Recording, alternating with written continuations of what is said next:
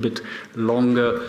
And anyway, I'm really, really glad and happy to welcome you here to the 5th edition, as you said, of the CESI Summer Days, New Quality Jobs Roadmap, the role of active labor market policies. I'm going to be a little bit provocative because we have quite some experts in the room saying there are actually very few reasons why you're facing job vacancy rates. Well, first of all, one doesn't want the job, then one is not fit for the job, one is too old for the job, or one is not, that's not my term, I think Eurofound uses that term also, used by the labor market. And we all know the reasons. First, we have demographic changes that are reducing the available workforce. We have insufficiently tapped workforce. If we think of women, young people, migrants, refugees, the disabled. We have technological advancements with new job roles requiring advanced skills, outpacing the current workforce retraining. We have educational mismatches. There is a disconnect between educational curricula and the labor market needs.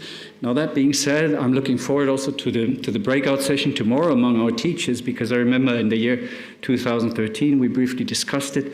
There was a big outrage from our teachers saying we are not simple puppets of the economic systems, and yet we are, with the digitalization, AI, moving on, coming into our world, subject even more every time, every year, to the needs of this new age.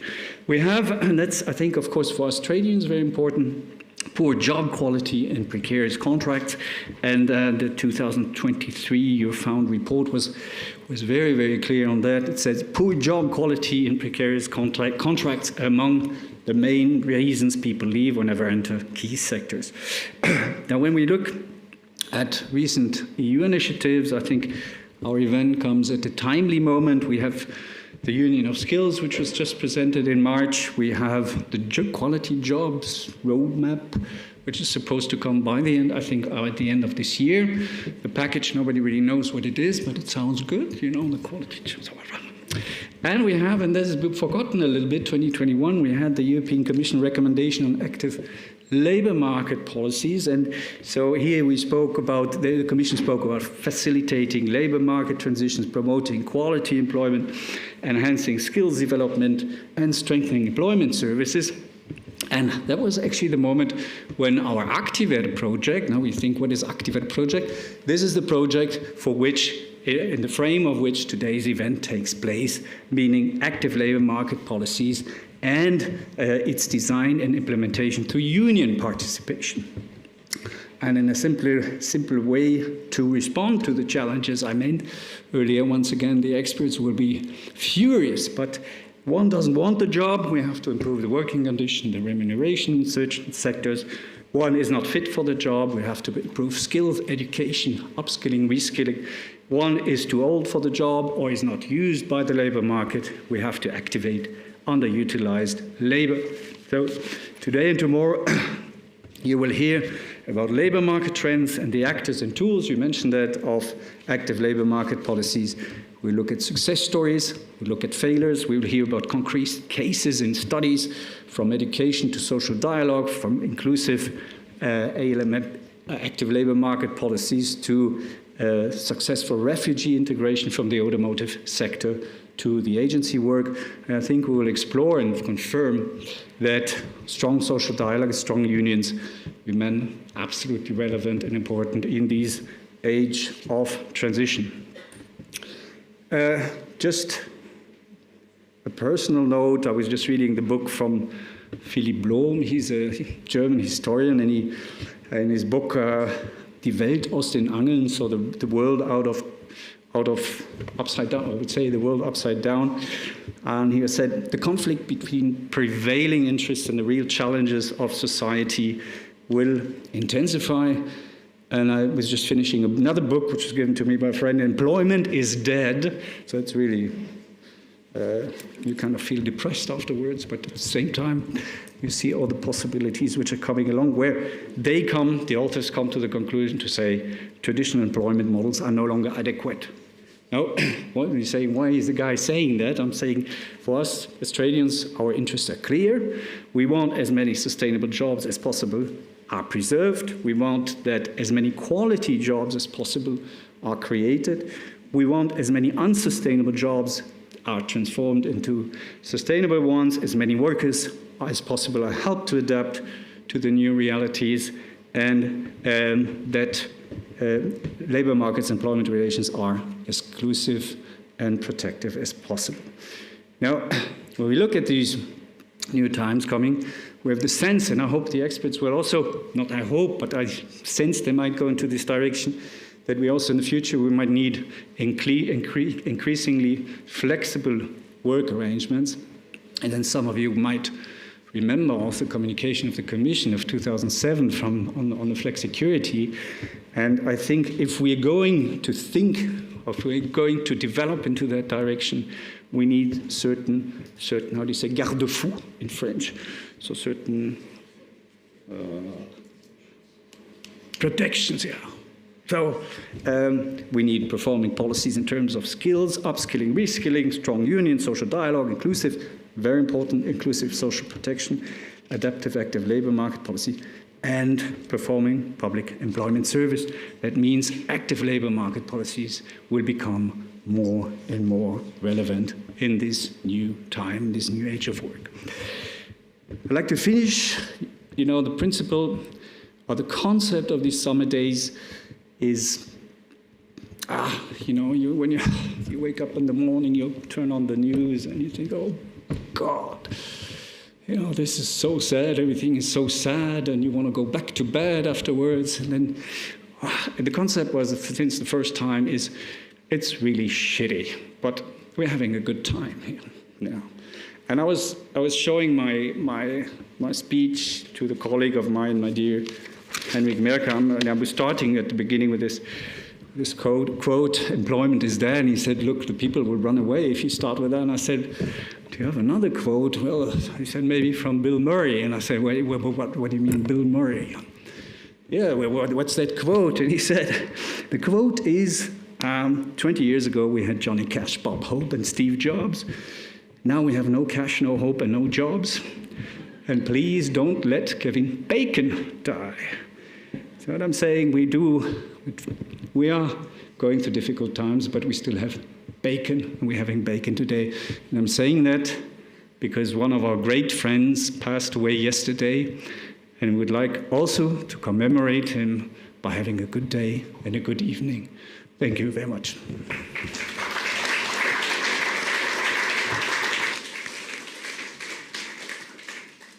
Well, many Klaus, thanks for setting the scene in a very realistic way, and I think providing us the segue into the first panel, where indeed we will be looking into the actual state of the labor market trends, and of course the essence of active labor market policies.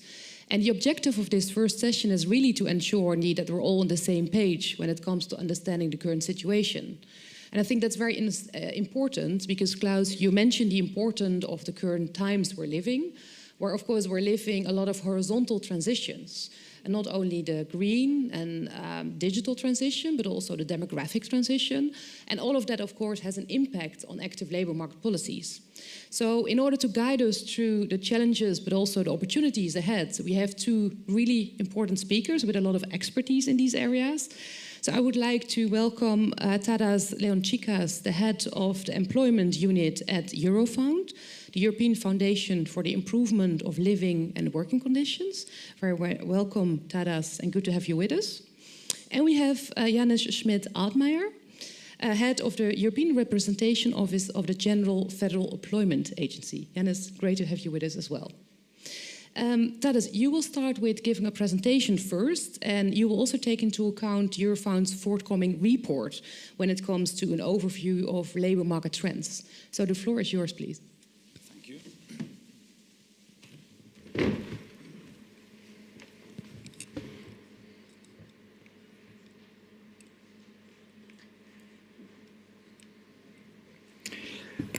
Thank you, pleasure to be here. I appreciate the invitation. And the venue is really cool, so I understand that you are in a spirit like you were, welcoming the participants. It's very important that European level social partners do take a moment to reflect on the trends in society and economy. And I appreciate being here with you, with the people who have the touch with reality, who have the pulse, feeling of the pulse in specific places, enterprises, and groups of workers. So I'll go through a set of data. In Eurofound, we carry out research, and we like to be data heavy. So I'll look at the chair. When the time comes, help me stop. But the slides will be there for later study, not to absorb everything at once necessarily. In the context of news that tend to focus on scaring messages more so than on positive news, I noticed something else that we see in European labor markets. And there is quite a bunch of good news, in fact. And one of them is that in spite of the discussion of perpetual crisis, the narrative of multi-crisis, what we see in the European labor market is a tendency, is a trend of growth. More and more jobs are being created. Society is aging. Demographic pressures are very hard. And in this backdrop, the red line shows the number of jobs in the last years climbing up. So this is not a small thing. This tells something good for individuals who are looking for work. Jobs are there. There are more of them. But it is also very important for Europe as a whole to realize that we have some sorts of strength. At a time when we have a major war in the East and major threats around tariffs, change of the global trade in the West, Europe is often feeling scared and weak. And it's a time when we really have to find the pillars on which we could rely. And our labor force, our workers who fill in those jobs, is one of those pillars. Now, what they have in there and what conditions they find themselves is also as important to understand. And one concerning counter tendency in the blue line is a shrinking working age population. So economy is doing well. Society, not so much. Society is shrinking. Supply of working age people is shrinking. The positive trends that I try to emphasize are well seen in all age groups, but the growth of the employment was mainly accounted for by larger participation of women, a positive trend in line with policy goals. Also, larger presence of older workers. People leave into retirement later. They are more capable and more happy to stay working, which is another good news. And what's not seen in these graphs, the third element was also an important contribution to employment growth by migrant workers. By migrant workers, I mean foreign nationals that include what European Commission calls mobile citizens. Our work is moving within Europe between countries. Now, when there is a narrative, pretty strong narrative, and a necessary critical reflection about jobs potentially under risk of working conditions quality, fragmentation in the labor market, we also see the opposite trend. So-called core employment or standard employment, which is a full-time typical work, is on the rise. So there's more people in the jobs with permanent contracts, working regular full hours, full working weeks than they used to be. Sometimes we discuss with researchers whether a few percentage point increase over the last decade is really big. But 3% out of the entire labor force is 6 million people. It's not small, and I claim this seems to be a tendency, not a random fluctuation. At the same time, we see job vacancy rate very high. It slowed down after the post-pandemic recovery a bit, but still is at higher level than it used to be historically. Well, that's good for those who look for jobs, perhaps, not necessarily in all areas.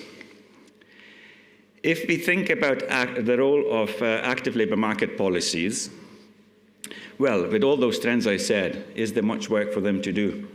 Well, of course there is, but the character of the challenge is changing. Many of us are used to think about active labor market policies as the tool to address unemployment. And unemployment has contracted considerably. The series of the green bars shows the lowering of the share of unemployment. And the challenge now for active labor market policies is to find ways of assisting people when they change careers. Activation as such of those who are inactive, who are not participating in labor market, is a big challenge.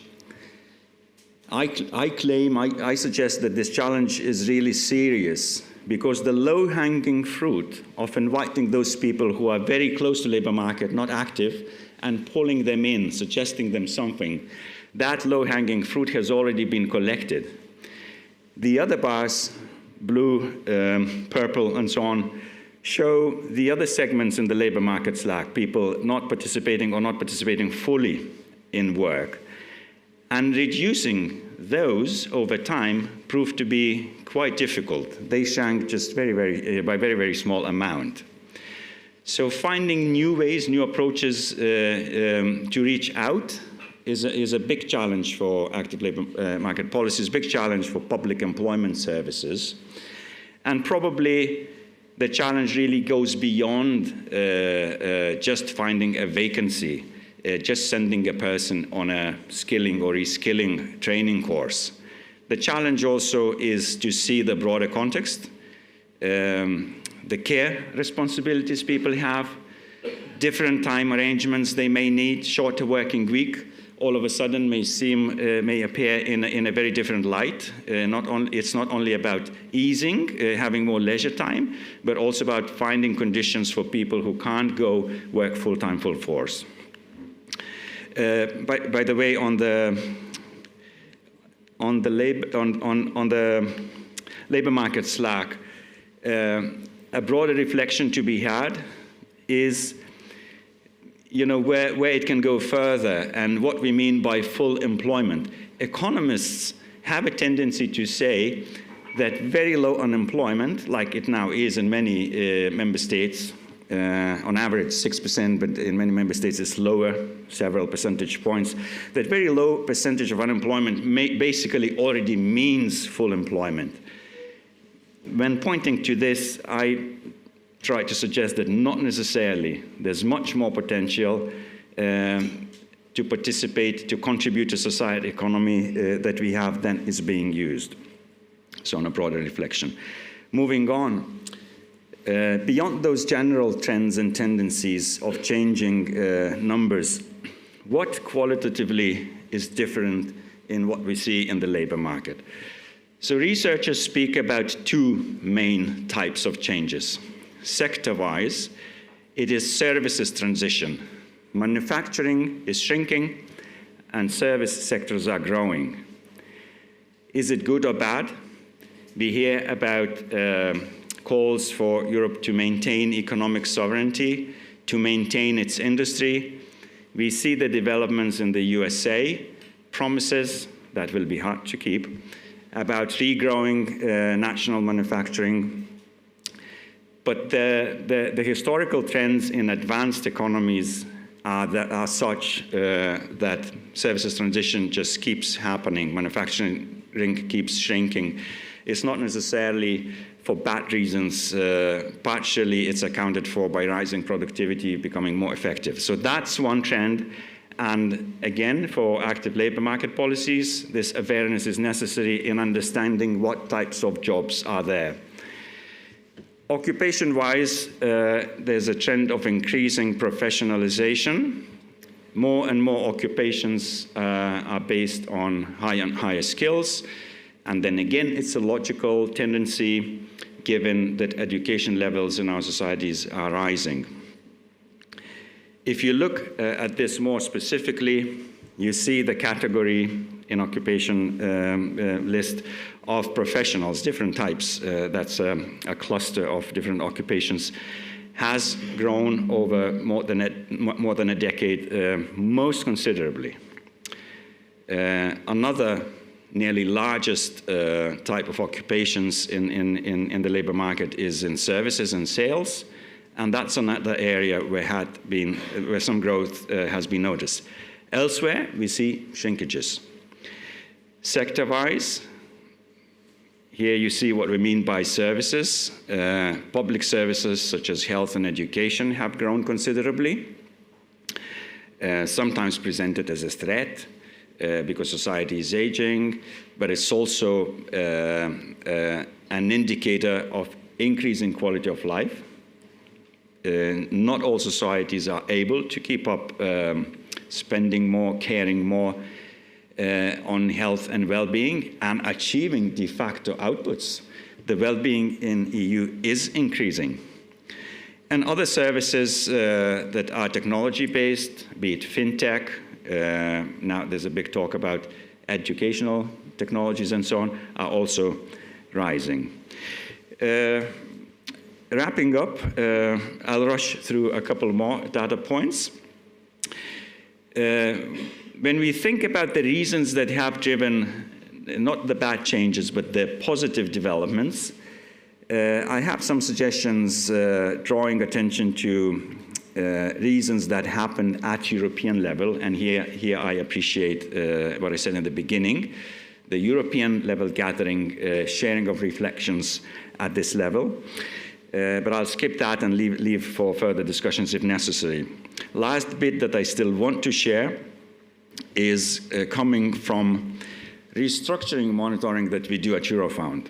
All statistics shown before are delayed picture of what already happened in reality. Statistics we get usually comes with a year's delay. In monitoring restructuring at Eurofound, we gather information from company announcements when they make big announcements about shedding jobs or creating new jobs, and have nearly real-time information of what's happening in labor market.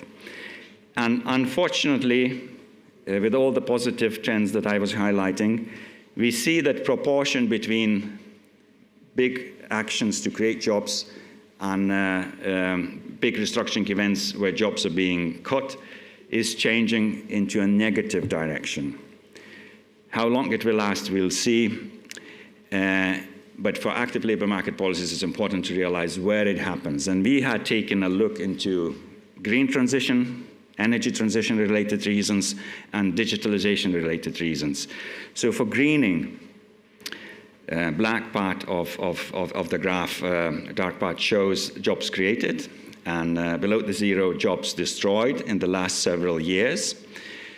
The positive balance prevailed for some time, but now with the automotive manufacturing crisis we had in the second half of last year, the balance shifted to the negative. One observation is that in this type of transitions, and it's about 1/5 of all restructuring events that we capture, the presence of social partners is lower than on average. And that's for reflection. When we analyze the restructuring events where social partners are present, we see that outcomes for the workers are better. Dismissals don't happen very fast, they happen over a certain time.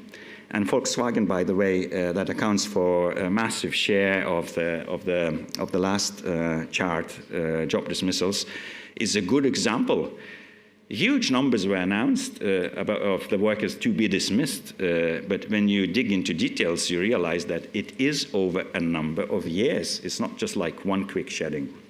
So social partners matter, that's the message for yourselves who play a role in such events. Digital transition, digital changes, all restructurings attributed to digitalization, uptake of new technologies. The balance is much more positive. In retail banking, in customer service, jobs are being shed indeed, but all the media messages about AI being a threat are not really seen in the data. There are more jobs being created, jobs transform, they are being augmented, and that's another message. Digitalization continues to be a very important aspect of skills and occupations if we think about future of jobs and where we could direct people through public employment services who look for jobs.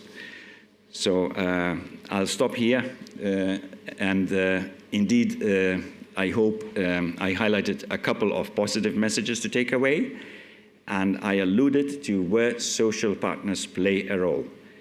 What role will be there in interacting with the public employment services? I myself very much look forward to learning about. Well, thank you so much.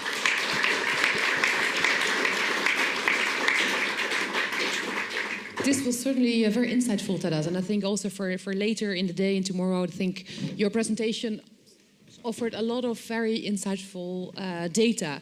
And indeed, Janet, I think indeed you come in at a very welcome moment, because I think also from your perspective, I think it would be very important to indeed learn how you indeed would react to the challenges and the opportunities that Das pointed out, but also what you think of the role of public employment services, and of course also about discussions at EU level.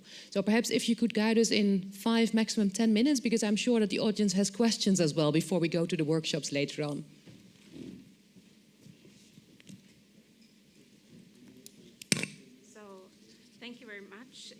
And thank you very much for having me here. Thank you very much for the kind invitation. It's really an honor to be here today at the CESI Summer Days. It's a beautiful venue. I mean, we already talked about that, and you've set the scene for me perfectly.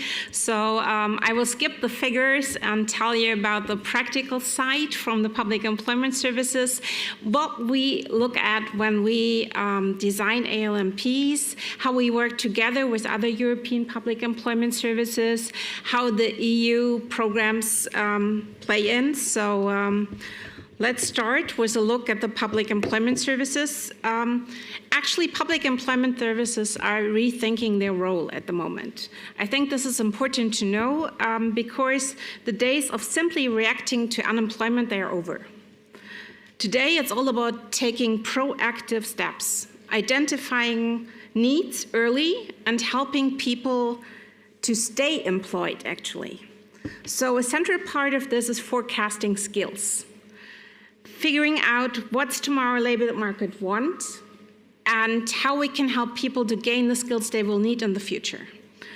So this shift means lifelong career guidance, actually, for public employment services is more important than ever before. At the same time, we're seeing strong demographic pressure that amplify these challenges. That's why we focus especially on vulnerable groups. You mentioned that. Young people, older people, people with disabilities, women, all the people who are like the hidden reserve, which we can maybe get into the labor market and activate. And let's not forget about the employers. They're playing a very important role too. The SMEs, but also the big companies. And public employment services provide them with tailored advices for their needs to keep people employed, but also to hire new talents.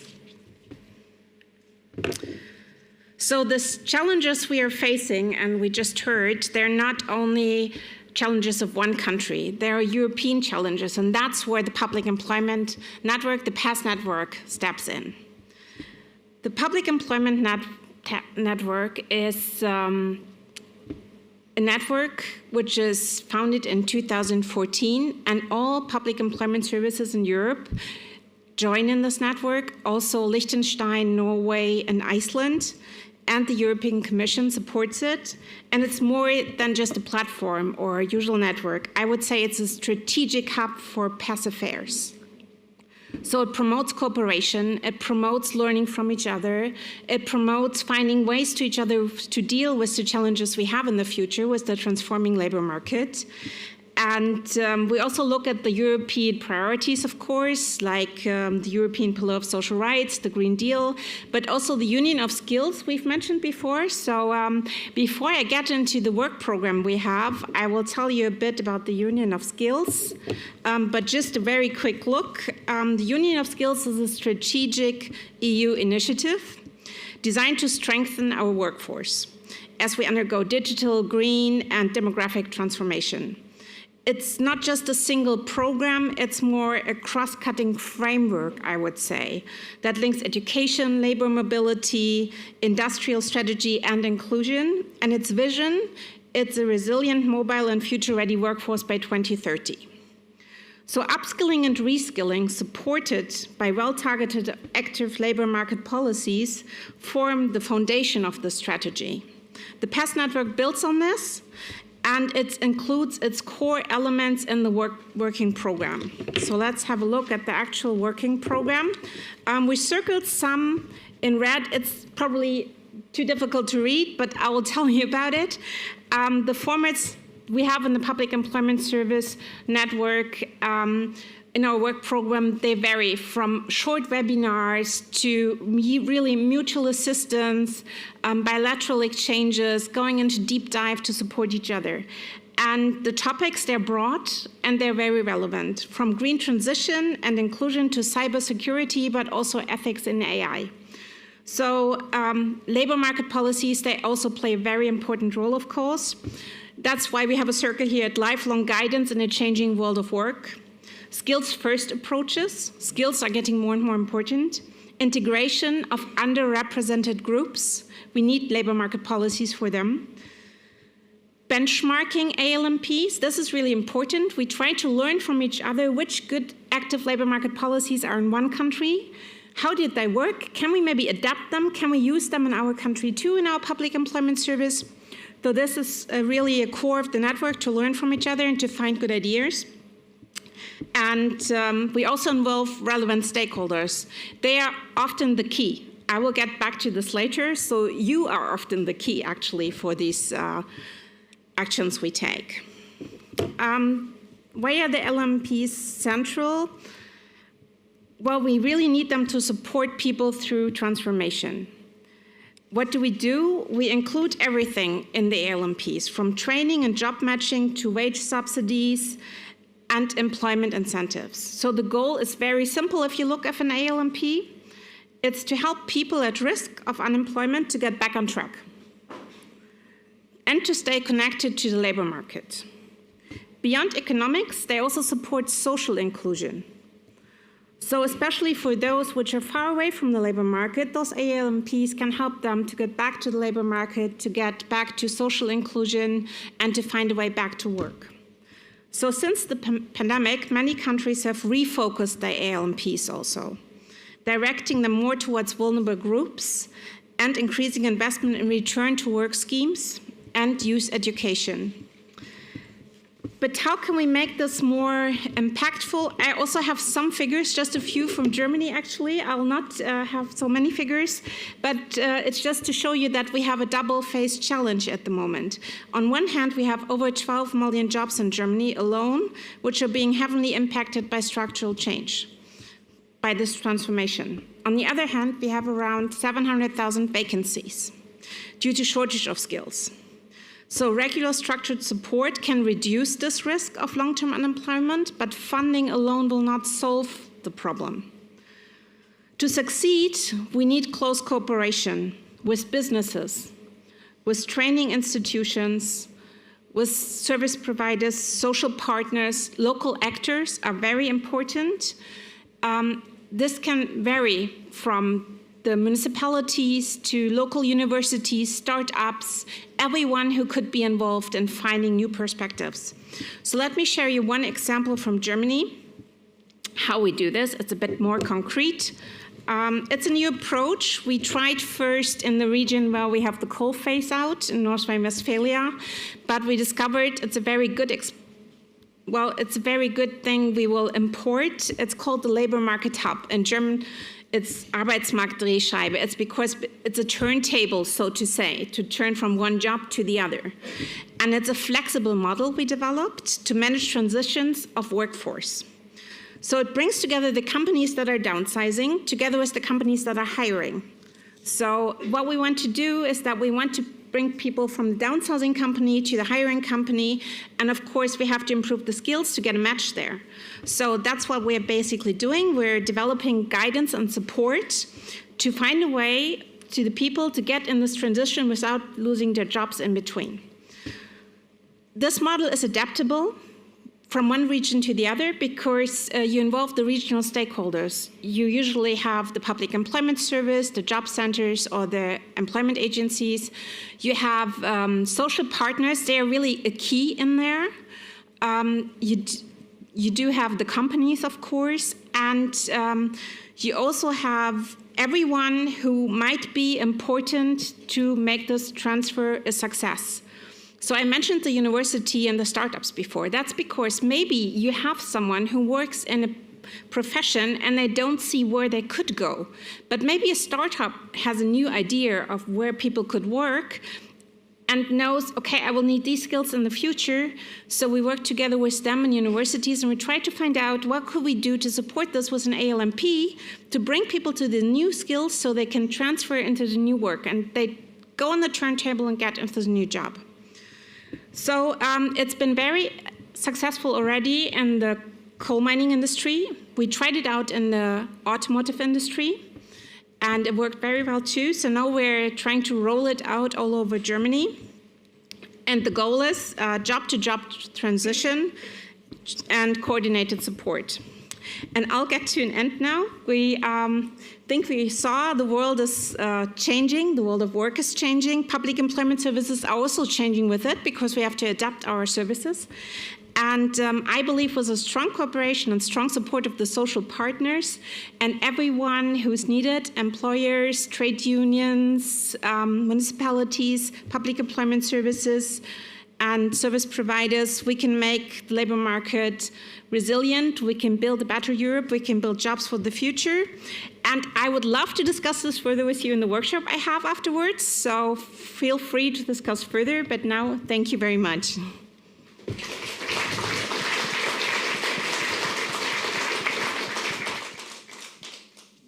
Well, many thanks, Janice, for your presentation and also to responding to some of the challenges and opportunities that Adessa pointed out. You already alluded to the fact that in the workshops there will be a lot of time for, of course, more interaction, because I also would need to stick to the program and perhaps not wait too long before we start with the workshops. So what I do, because I think there was a lot in your both presentations, so I have a question to each of you. And that is, let me start with you, because you pointed to a lot of different trends and challenges, but which of these labor market trends that you alluded to is the most pressing in your opinion, and why?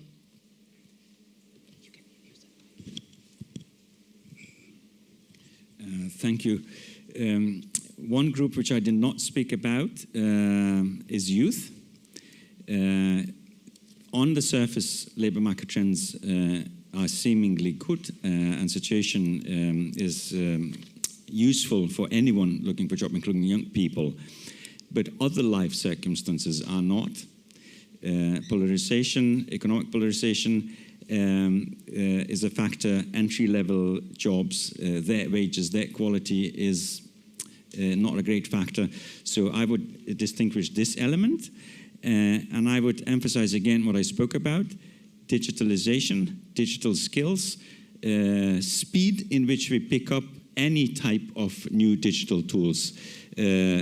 Sometimes we can be a bit dismissive about those. We are just consumers for many of the new digital products being offered on the market. But collectively, as a society, we benefit if we progress with that without delay.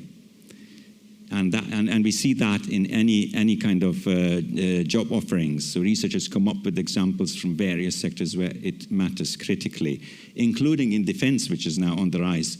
Again, investment in defense is sometimes being dismissed in so-called progressive circles, but what they miss is that contemporary defense is very much about technological progress and advancement, and jobs that are being looked for are software development, industrial engineering, so highly skilled jobs. And indeed, the speed of change that you were referring to, Janice, I mean, from your perspective, because in your presentation you pointed to the role of local actors, of social partners, are they able to keep up with the speed of change currently? Well, as I said, the paths are evolving too, so the public employment services have to react very quickly on changes. But I think we do have some stable programs which we're experienced in, and due to the fact that we can exchange so quickly in the PASS network with each other, we can gain information very fast, we can try to find solutions together, we can learn from each other in Europe, and that's why I think the European PASS network is so important, because it helps us to find faster solutions in the world of work now, which is speeding up a lot. And we also need, for this speeding up, the local partners and the trade unions and the social partners, like also the employers associations, because we learned that you can bring new programs faster into your company, for example, also in LMP, if you have good ambassadors for this. So you can try it out with one person, and that person is going to be your multiplier. He's going to be the one, or she's going to be the one who will be the ambassador in the company, supported by the trade union or by the Employers Association, and they can tell their other the other employees what experiences they have, so the LMP gets faster to success and faster to be used by employees. So yeah, but it's a challenge, to be honest. It's not so easy, you know, but I think with a good network you can manage it. And I guess that's something that's certainly going to be addressed in the workshops as well. Klaus, I think you wanted to come in. Yeah, no, I just would be very, very brief because we are late on time. But for me, there's quite a big elephant in the room here, because Sadash said standard employment is on the rise, and I know Eurofound's findings point into that direction quite some years. And I quoted from the book, traditional employment models are no longer adequate. So one of us is, these clearly contradict each other, and I would like, we can discuss it later, but I find it very interesting. I think our feeling from the trade union side is rather, especially when we think of precarious work, is rather the opposite feeling. But I know that Eurofound, and certainly with good reasons, has been very persistent and consistent on that topic. Before we close this session, I'm looking at our CESI colleague who is doing the visual summaries, because I was announcing this novelty. For the first time, we will also have a visual summary. So I'm looking at our colleagues to see if we can have the visual summary now. Yes, there we go. That's impressive. I mean, speaking about the scale and speed, I think you captured that very well in a very short time. And I think what we said, because again, there's a lot to look at, so many thanks for the quality of this visual summary. These will also be displayed later on, so you'll have the opportunity to have a more proper look. But please make photos, and if you think about social media use, I think visuals are always really good for social media. So perhaps that's a suggestion to use that for your social media outreach. And I think with that, I really would like to thank our speakers, Tadas and Janus and Klaus, also for your input. Many thanks. I think this was an excellent way to indeed kick off discussions, because data is never sort of single-minded. I mean, it's always open for discussion and for interpretation. So I think it was really important to have these data and also your vision that comes with it. So many, many thanks, and please join me in applause for our two speakers.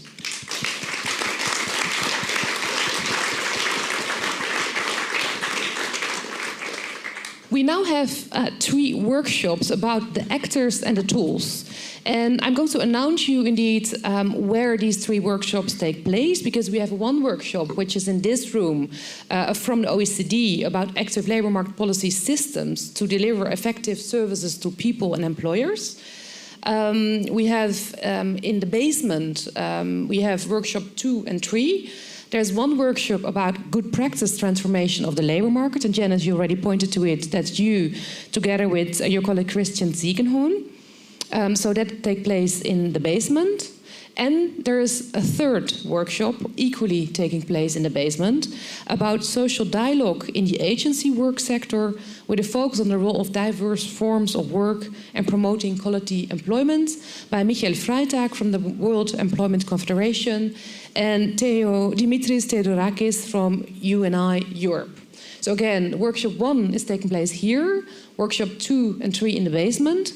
And in order to ensure that we have equal representation and that all of the workshop organizers have an equal number of participants, you can take a stroll next to the inscription desk in order to ensure indeed that every group has an equal or more or less equal number of participants. So I hope that's clear. We have, because we were indeed running a little bit out of time, but luckily there's also a coffee break, which means that we're quite flexible. So I would like to see you back at 4:50, and please ensure that by then you have taken your coffee, because the coffee break is included indeed in the workshop sessions as well. And by then, indeed, after the break, we will go into the workshops and also summarize what they have brought to the table, as well as discuss further what they mean. So with that, wishing you a good workshop and see you later.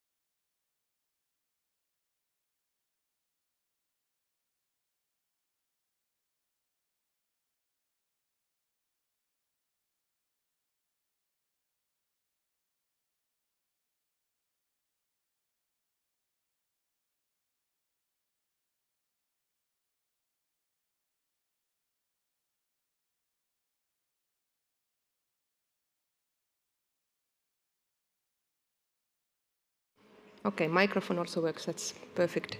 I hope everybody is here who is interested in this workshop.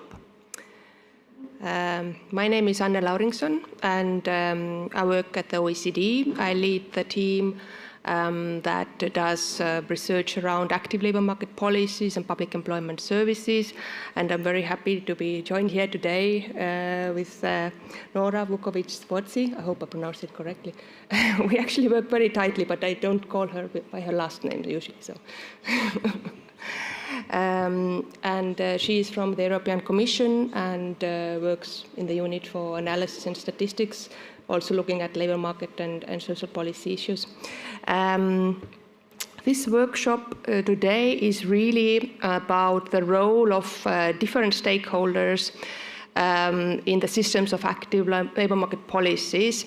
So trying to a bit see into what this role could be, should be, and how also these different stakeholders should cooperate, coordinate to really support evidence-based, effective, efficient, user-friendly, active labor market policies. So first we give a short presentation, and then we have also some time to actually do some discussion. I guess the other way. Yeah. So here what you see is a dashboard of the organizational setup of active labor market policies that we have created at the OECD. And this is really the picture of a very high-level setup of these systems. Along the horizontal line, you see how far are the decisions regarding the implementation of active labor market policies taken vis-à-vis the central government. So, for example, in the first columns, there the role of the government policymakers is very strong, or they are the main leaders of the system. And then in the middle column, you see where the role of the social partners is stronger, because there's quite a number of the systems where the public employment service is actually governed by a tripartite management.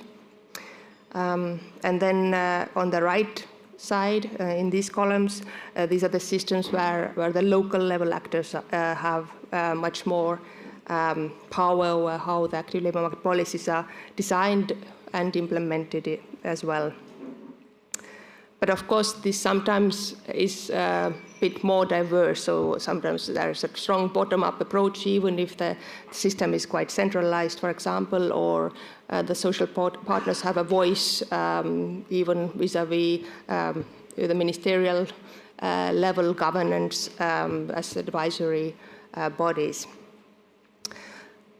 And in the vertical line, you see the role of private employment services, so how the public side cooperates with the private providers.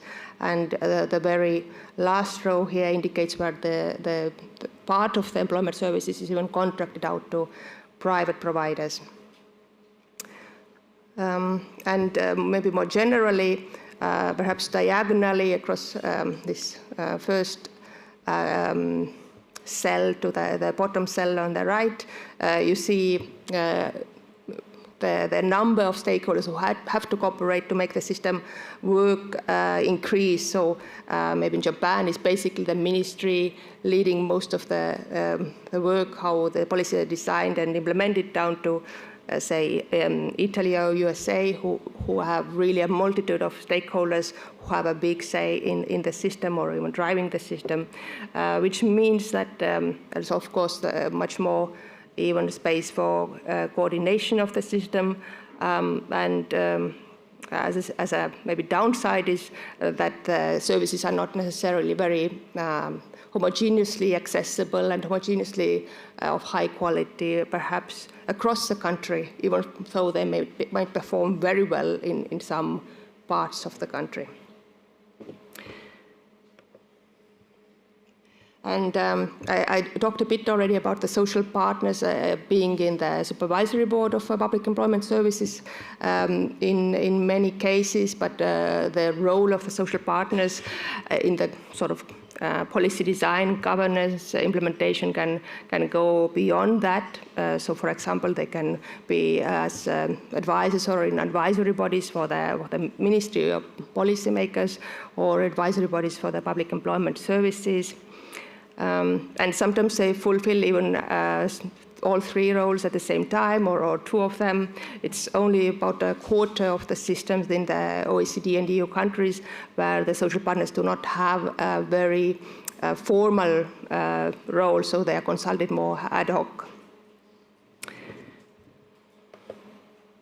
And why this is important, sorry for the small script. So basically what we have seen in the past crisis, particularly the COVID-19 pandemic, that actually the role of stakeholder engagement and the social partners particularly was a big enabler how this sort of agile new policies, new service channels, new approaches were put into place.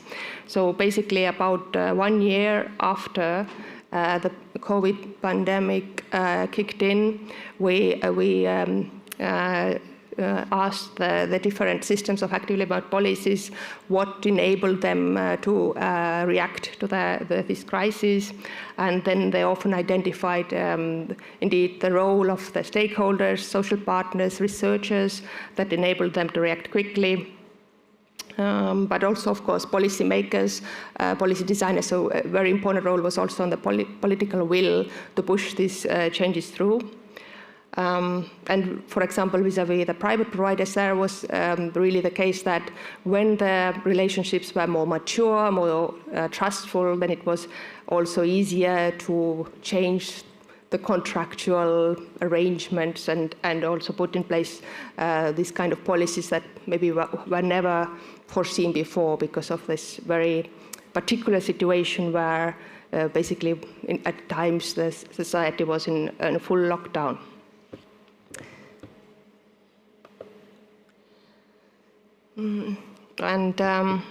And of course, these systems are not static. There are quite some changes taking place in these systems.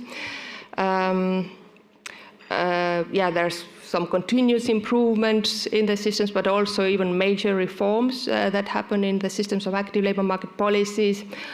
So reforms as something where the organizations are changed altogether, new organizations created, some closed down, the responsibilities are significantly shifted around.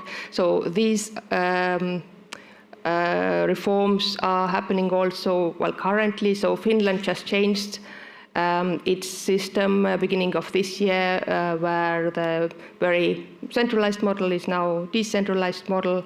Italy had several reforms in the past, so from municipal level to regional level, and then creating a separate agency, now again abolishing the national agency, coordinating the measures. And then, for example, in Denmark, they are in the middle of changing the system, so potentially giving more role for the private providers of employment services, but also rethinking the whole setup of employment services on the local level. But then are also reforms that do not change the high-level setup of the system, but they still change a lot how the different stakeholders cooperate. So these are the blue countries in this figure. So, for example, the Netherlands tries to coordinate better service provision on the national and the local level, creating this sort of regional coordination units.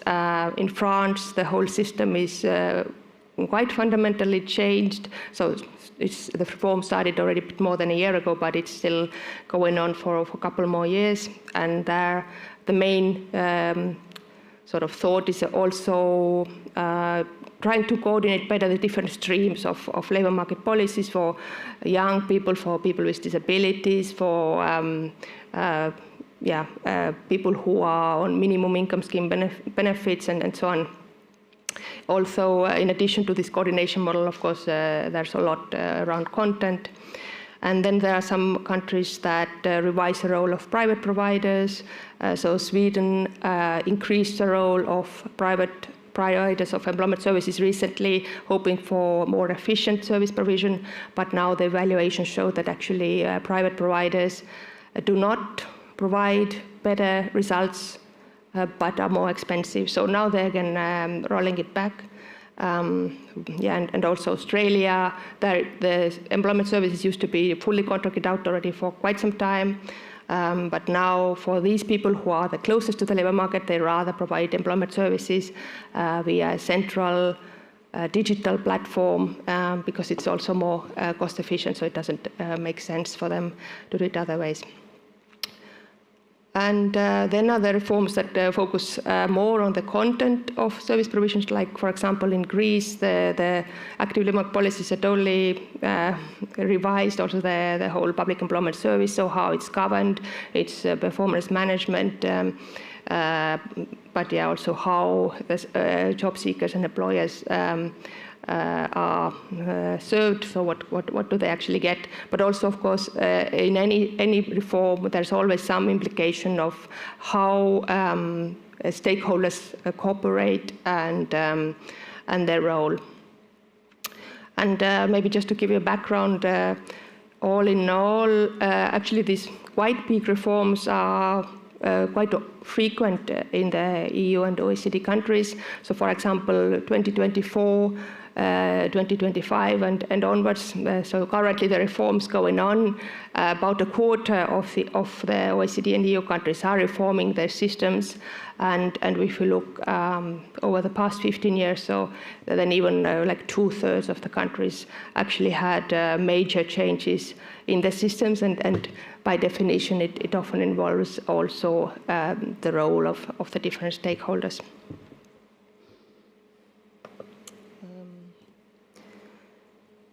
Yeah, and of course, all changes are not necessarily reforms, so there's a lot happening also via more continuous improvement processes. So this slide summarizes a bit what's happening in OECD and EU countries in terms of active labor market policies, considering both reforms and the more minor changes. Many of the trends are actually very, very similar across the countries. So, for example, there's much more effort to go beyond the registered job seekers to really help also those who are maybe inactive, who didn't used to be traditionally the target group for the public employment service, but also much more unemployment prevention. So really much more looking at employed people as a target group, so people who are in a risk of job loss. And I think that was also a few times referred to in the presentations earlier, so this highlighting here. Then there's also much more understanding that employers are an important partner in providing active labor market policies, because when we talk about, in a way, job matching, we have to look at both labor supply and demand. So it can't be just ignoring the one side of the labor market. There's much more coordination between active and passive labor market policies.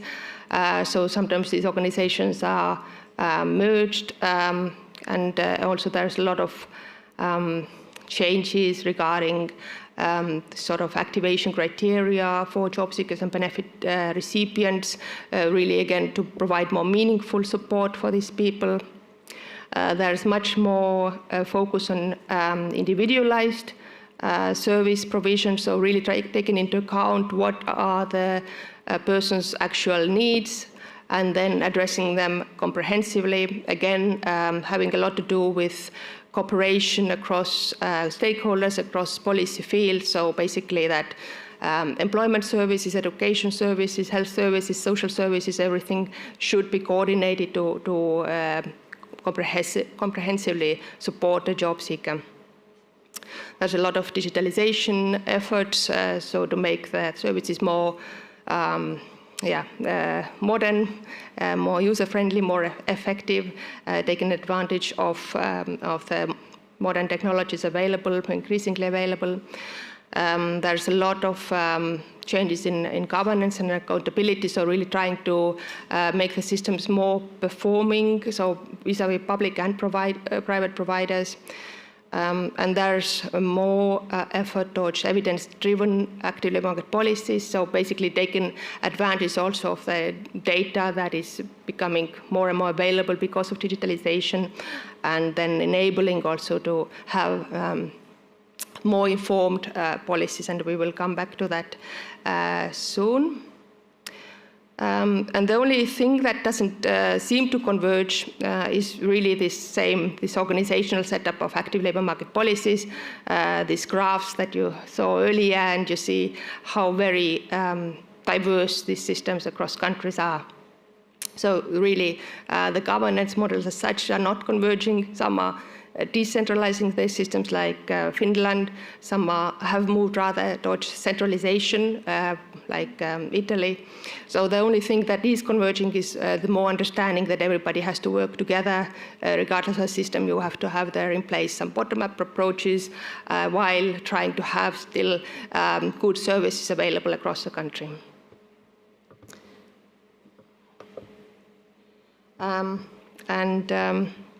And maybe also looking at a bit wide matters.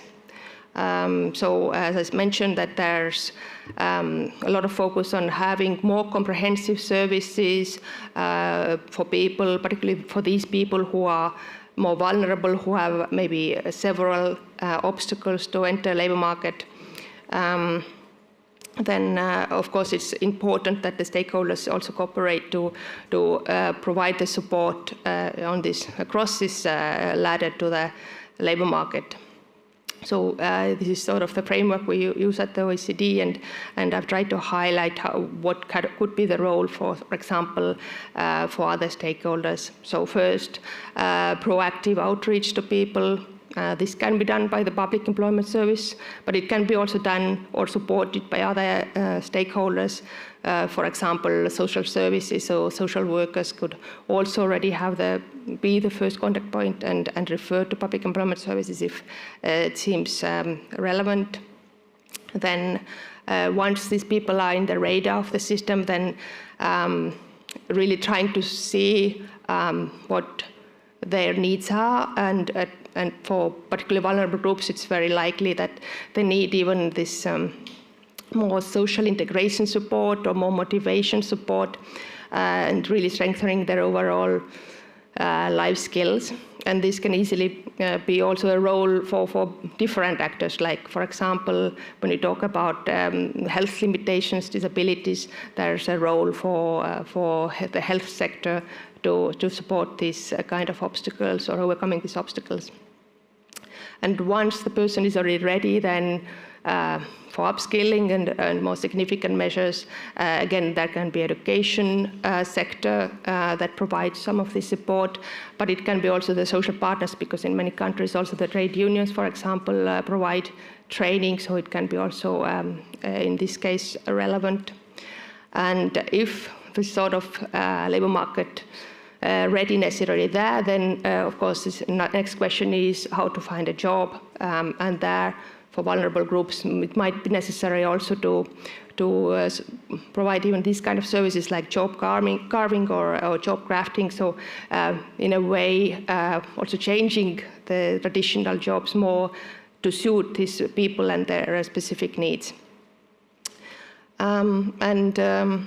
And in addition, there might be for some groups another step necessary before the primary labour market integration. So there might be a role for wage subsidies, employment incentives, and for very vulnerable who maybe don't straight away find a sort of regular labour market job, there might be also scope for sort of more social activities, social works, for example, via NGOs.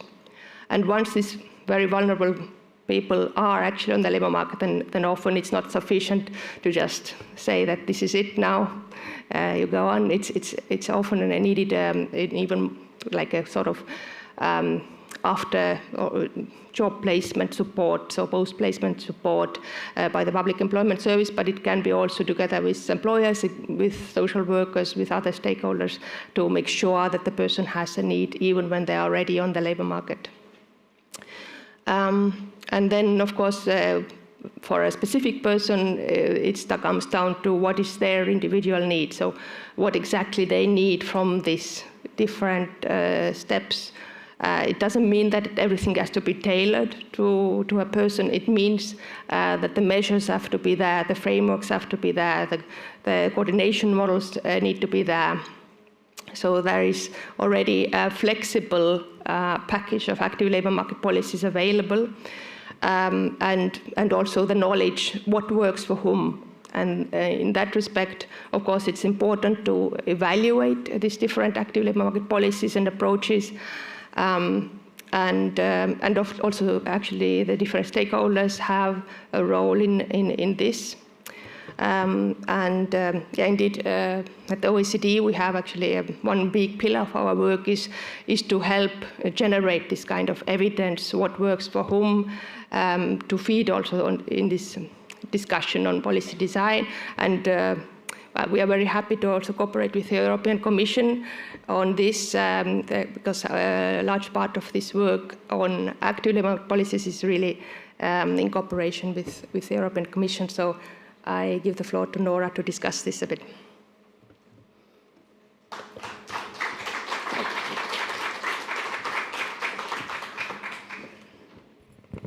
Thank you very much also for the invitation to be here. I take my cue from Anne, who talked about evidence-based ALMPs. So we heard, the PowerPoints are moving. There we go. We heard from Anne and also from the presentations from the panel this morning that we need effective active labour market policies for various objectives. We heard from the presentation from Eurofund we need them to fill labour shortages, support the digital and green transitions, as well as disadvantaged groups, as Anne also highlighted. But how do we know that they're effective? And for that, we really need evaluations, and specifically counterfactual impact evaluations that use econometric techniques to compare the impacts of participation to non-participation, enable us to determine the benefits of active labour market policies, but also compare the benefits for different groups of participants and also different types of policies. So that then generates evidence that can make and inform decisions on whether to expand or adapt active labour market policies to ensure that they actually create the greatest benefits for citizens, including vulnerable groups, and also have economic and social returns on investment. And in order to support these efforts and build evaluation evidence, as well as work together with countries to create capacity to carry out these evaluations within the country, we have, as Anne mentioned, the European Commission and the OECD has a joint project, a multi-year joint project that aims to promote the counterfactual impact evaluation evidence and build capacity, as well as, and this is kind of foundational for carrying out these types of evaluations, provide evidence and best practice it when it comes to linking administrative data sets to carry out these type of evaluations. And most recently, we conducted 6 evaluations in Lithuania, Finland, Ireland, Greece, Portugal, and Slovenia, as well as Canada, although not under EU funding. And these are all publicly available online. We also have a technical report to accompany the evaluations that provides a bit more insights into the methodological foundations of the evaluations, and these were undertaken in the last couple of years, so last 5 years. And in the next part of the project, we will be working with Lithuania, Spain, Slovak Republic, and a 4th country to again carry out evaluations of active labour market policies. The project also very nicely offers platforms for good practice exchanges. So we recently had 2 peer learning events, one more technical, the other one more high level, on how to embed this type of evidence. And we're also going to have more peer learning events in the future in the context of this project. So what did we find? So in order to really summarize what we found works in terms of ALMPs, both in terms of their impacts for different subgroups, and their design features, we produced a synthesis report that really draws out the main findings of the 6 evaluations that were covered out. In this way, we also, which was released this year, we're also able to really talk about not only what effects they have for certain outcomes, but also for which groups of people. So in terms of the employment outcomes, we found that all 6 evaluations, their participants had better employment outcomes as compared to their non-participation counterfactuals. And we found this for training programs in Finland, Greece, and Lithuania, for employment incentives in Greece, Lithuania, Slovenia, and for internship programs in Portugal, and public work programs in Ireland. But we also found that some of the programs had positive impacts on earnings, occupational mobility, as well as social outcomes, the importance of which we've also heard in the previous presentations, but not for everyone, and in particular for certain subgroups. So to give you an example, wage subsidy programs were more effective in Greece for younger participants, while they were more effective in Lithuania for older participants.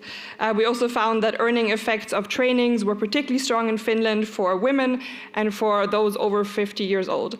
So this type of evidence also is interesting in the sense that it allows you to see whether on aggregate these programs have good outcomes, but also perhaps if they increase labor market inequality vis-a-vis certain groups of workers. In terms of active labor market policy design, we found that ALMPs that are aligned with broader objectives and labor market needs in general do better. When it comes to specific design aspects, here the voucher system that was analyzed in Lithuania, as well as the employer involvement that was discussed, had particularly positive outcomes for the participants within these active labor market policies. We also looked at more broadly what are some of the factors that are important for evidence generation, but also embedding this evidence in policy making.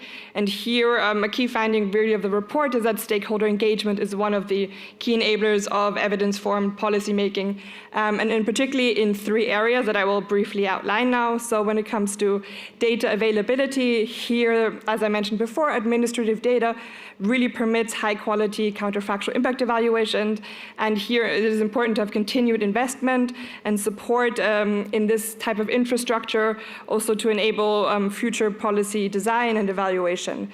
Here, data warehousing and access for research via statistic agencies was a way that was found to support quick and also low-cost evidence generation. Concerning policy-making frameworks, here really embedding evaluation into ALMP design and implementation supports general systemic evidence generation. So it also allows you to consider data needs that you then later need for the evaluation before you implement the policy, which can be then very beneficial because it creates a nice feedback loop as well. And here, legislation and regulations that help clarify the scope and conditions and basis for accessing and sharing data, while of course also protecting data and privacy is equally important and can be a good way to ensure that there is a generally systemic known way how to access data that is enshrined in law, but at the same time the data is protected. Lastly, good communication is one of the pillars that we also focused on, and here good communication, of course, supports dissemination, supports also a culture of evidence for policy making, and here this good communication was important at every level, from politicians to policymakers to citizens, and one of the kind of best practices of the report was that if you have evidence champions and peer learning events, including having perhaps more formalized roles within governments of these champions, this can be a way to strengthen the communication of the evidence outcomes. And with that, I will give, thank you very much first of all, for your attention, and I give the floor back to Anne to guide us through the questions that will follow. Thank you.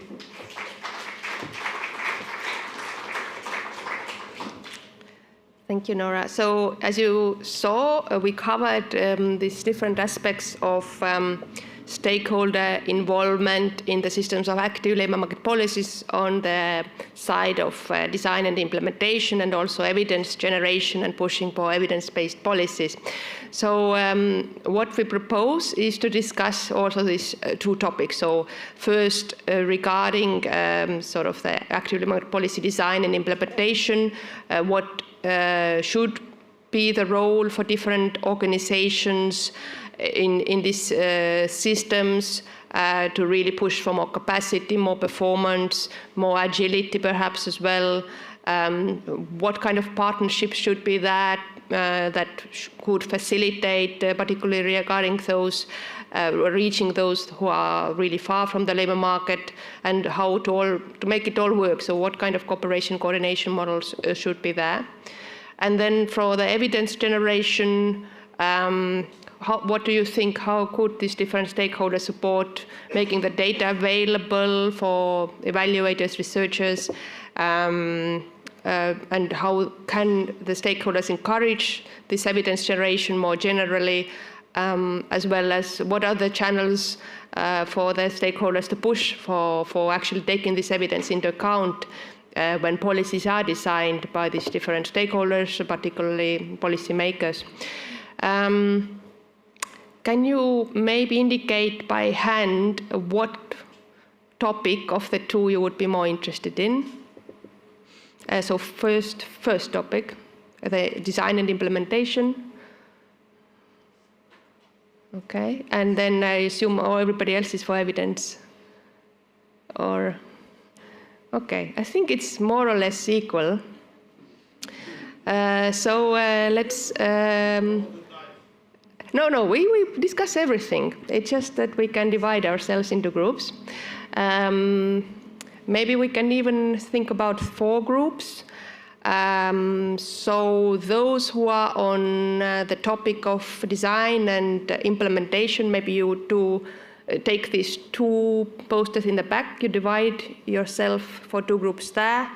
And those who want to discuss evidence generation, these 2 posters here. And then we have, I think, at least 25 minutes that you can brainstorm a bit what you think of these questions, so the roles, but maybe there are also some challenges. So you don't have to have answers. You can brainstorm answers. You can also think what actually maybe doesn't work so well. What is your constraint, maybe as a stakeholder, to implement this kind of role. And then you can also think in the end who will be the one presenting your poster a bit to the whole group. Yeah. So there are markers by each poster. So there are no right and wrong answers. Just think.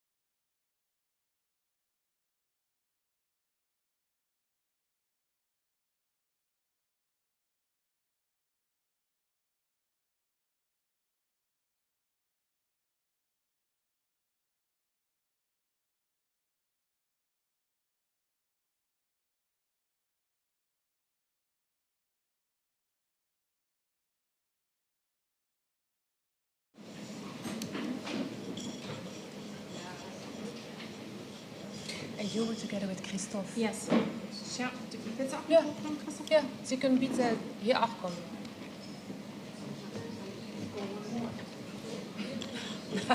Oh, that's very good. So that do it in the correct order. Yeah, yeah. So then indeed we do it now in the order. So indeed, then you're very welcome to sit here. Yeah. Nora. I don't know, maybe Nora. Nora. Ah, yes, Nora. If you want, would you like to join us? Yes, please. So we have you. Then we have Janis and Christoph. Michael and Dimitris. There is, I think, Michael and Dimitris are still downstairs, probably. Oh, Hendrik, if you could, yeah, I think he's checking. Nora has to run to Clash at some point. Okay. So I don't know if are you good or you have to run. Do you need to run? Wrap up at the time we're going to wrap up. What time is your wrap? Because we're meant to wrap up around, let's say, 5:25. Maybe it's too late. Because we get a visual summary as well. I'll be squeezed, but I'll make it work. Yeah. Okay, good. So I'll yeah. Michael, would you like to join us here on the podium? Yes. And then we also, Dimitris, is he coming as well? Okay, good. Do you want to do implementation of evidence?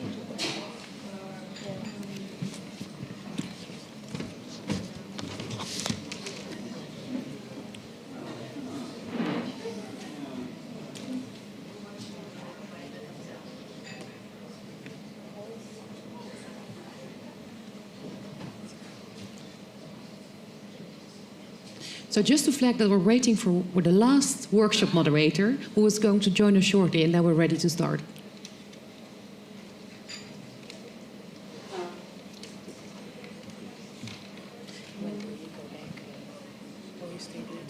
Yeah, yeah, okay.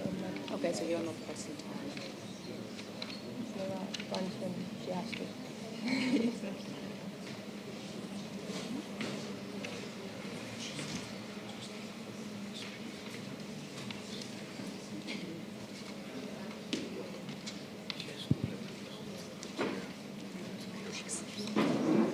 Good. I think we may be waiting still for a few colleagues to join us, which I think is a good sign, because I think it also means that you had very interesting workshops and it was very hard to finish the workshops. But welcome back. I hope you all had something to drink and you're ready for the next part of the program. And we would like to start with feedback coming from the workshops. I myself walked around and had a glimpse of all 3 workshops taking place. It was very hard to choose which one of them to choose, but I think all 3 of you really had very interesting workshops. So what we're going to do in this session is to really look back at what struck you most in what you discussed, what are the lessons learned. And I think in all of this, it's very important that we also look at solutions. Because after all, we're still in the first year of the mandate of this European Commission with a lot of challenges at stake. So I think it's always very important to look also at what solutions have you been discussing. So I'm going to ask all of you first to reflect back on the main findings of the workshop.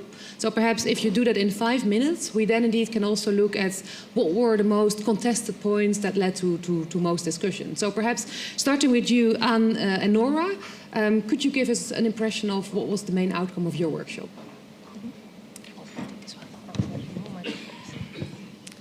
Hi.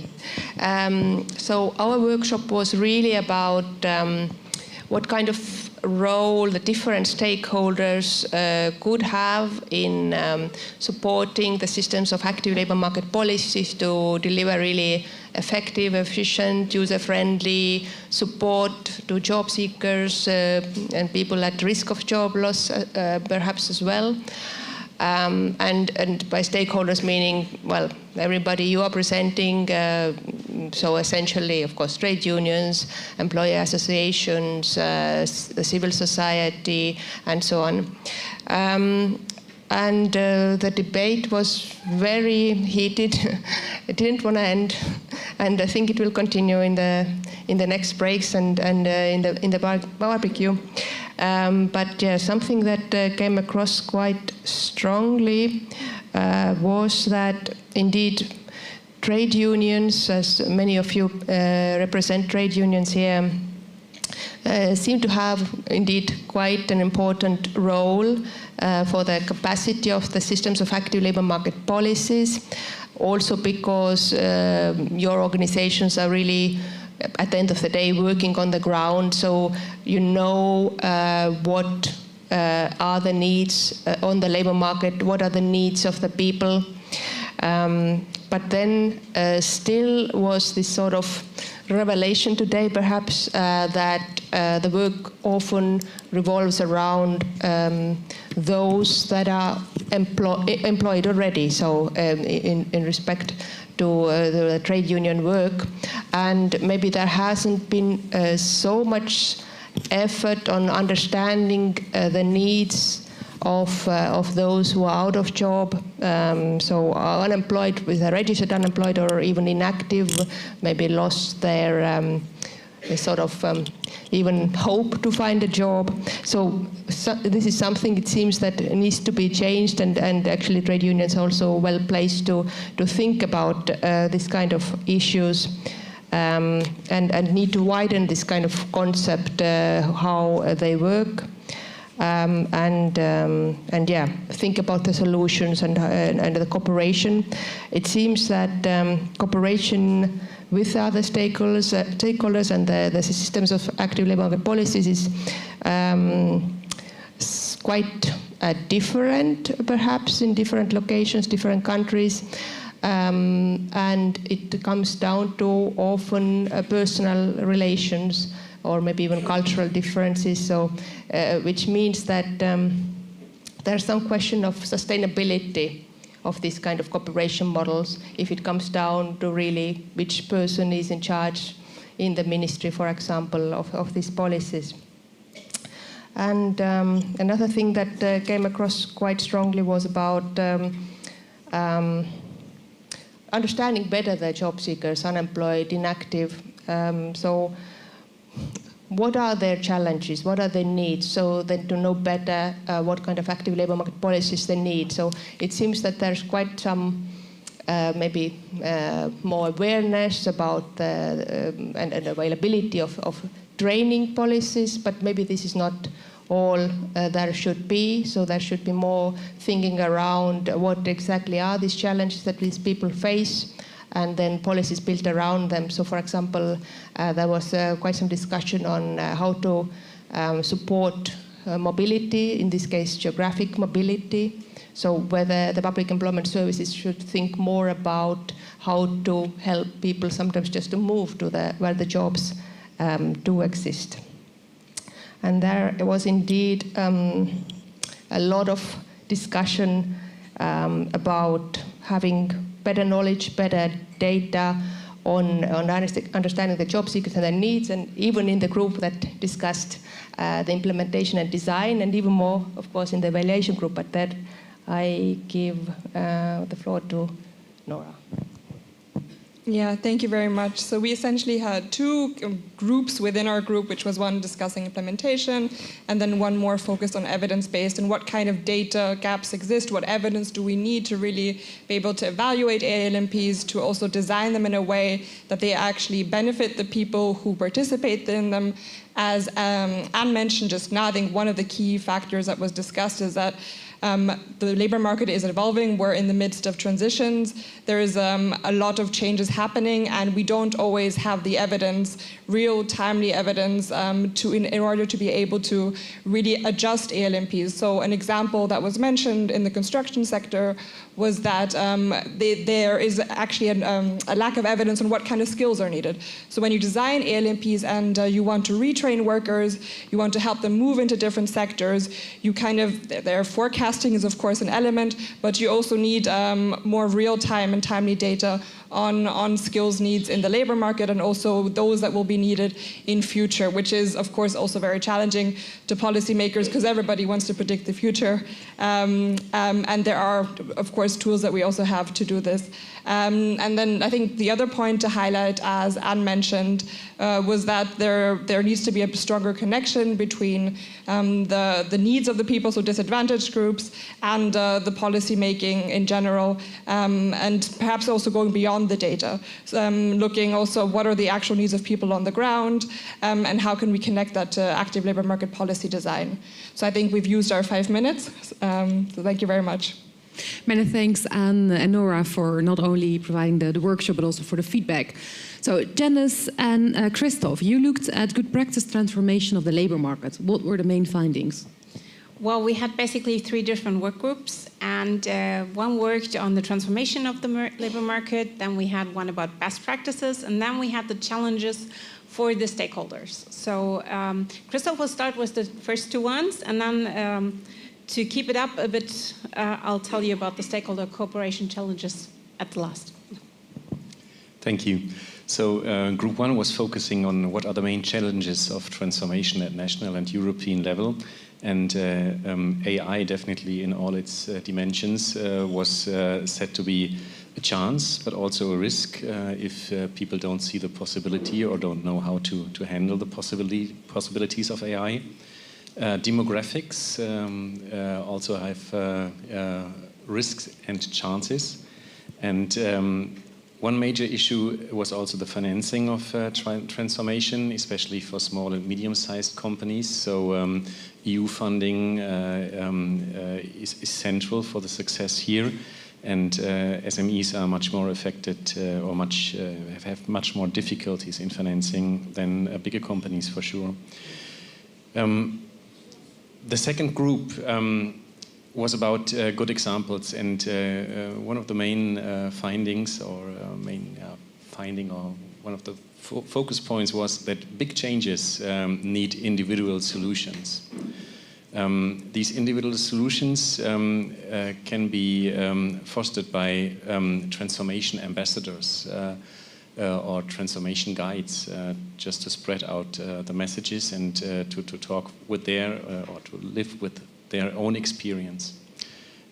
We also took up as a good practice example individual learning accounts, not necessarily in the sense that it is the name of the EU initiative, but individual learning accounts as a possibility to choose learning nuggets for employees to foster lifelong learning. And to sum up, good practice examples are always connected to skills, so it's skills all year around. Thank you. So let's get to the challenges. What are the challenges for the stakeholders? Of course, we had a lot of trade union perspectives in the group, and one challenge is, and I think that's actually a very big challenge, is to not stay in a traditional role and to not do what's traditionally expected from you as a trade union, but to widen your perspective, to change the mindset, maybe from defense to purpose, support, to convince the members that you should maybe take new passes, and involve everyone as early as possible. That's also a challenge. So you don't keep a closed job, you involve everyone, so everyone feels like they're in the process, not only the stakeholders like employer association or trade unions or companies, but everyone who's needed. So, and in the end, trust is key, and also ownership of the process is a key. Because only if you feel that the process is your own process and you're involved in it, you will support it in the end. So that's our takeaways. Thank you very much. Well, thanks so much, Janice and Christoph, for this very, I think, succinct summary of the challenges and the opportunities. Michael and Dimitris, your take. Yeah, thank you very much. We had a discussion on social dialogue in the temporary work industry. So for those of you who don't know our sector, it's those sector where we employ workers in the science and user companies to perform work there. So we have 3 parties involved, and we discussed how social dialogue can adapt and can equip workers in adapting to these changes. And before I get to the workshop conclusions and results, I would like to get back to the EPC, because you have coined a couple of years ago the perma-crisis concept. And I do feel, we are feeling that in our sector. We are feeling many years of crisis, economic, workers in trouble, and we need to make sure that social dialogue enables us to manage and adapt to change. We as employers have just recently launched a big research project which is called The Work We Want, which looks at skilling, AI, and work-life we want. And this actually mirrors some of the ideas we discussed in the workshop. We started off with our work program as social partners. We look at skills, we look at working conditions, role of diverse forms of work. But then we zoomed into capacity building. We have a project up and running on capacity building, and that is linked to many initiatives of the European Commission on quality jobs, on AI at work, on the union skills, and we want to make sure that we as social partners play an active role in these activities and initiatives. But we also are fully aware at European level, as social partners for a sector, we cannot change the things on the ground. We need to work together at the national level. We need to equip social partners at the national level with the right tools, instruments, and capacity to manage and adapt to change. And this can only be done with our members and affiliates in the countries. This can be done via capacity building. And we have a couple of examples which we discussed in the workshop, for example, by training funds and social funds, where we work together as employers and trade unions to finance and organize training for workers who are on short-time assignments. A worker having an open-ended contract will always get some training. But somebody who is employed for a couple of months or a year has much more challenges to get access to training. New learning accounts mentioned by the other panelists is an important role there, but training funds is also an important instrument to manage these trainings. Final point from my side, and then Dimitris can add anything that he finds relevant to add. We cannot do it alone. We need to work together as stakeholders and employers and trade unions. And one key actor in this equation are the public services. And I'm very happy to sit next to the German PATH and the PATH network, because we really welcome the idea of working together between public services and our industry. We have several joint declarations that recognize and value the role of public-private partnerships. And we also see in the PATH network there is a work stream on partnerships. Partnerships should be driven not by the idea of, yes, let's just work together. They should be looking at outcomes for workers, outcomes for companies. If we talk about outcomes for companies, many of our members currently felt enormous skill and labor market shortages, which we need to address. And we had a discussion on migration and mobility. So yeah, these are important topics, and we are here to work together.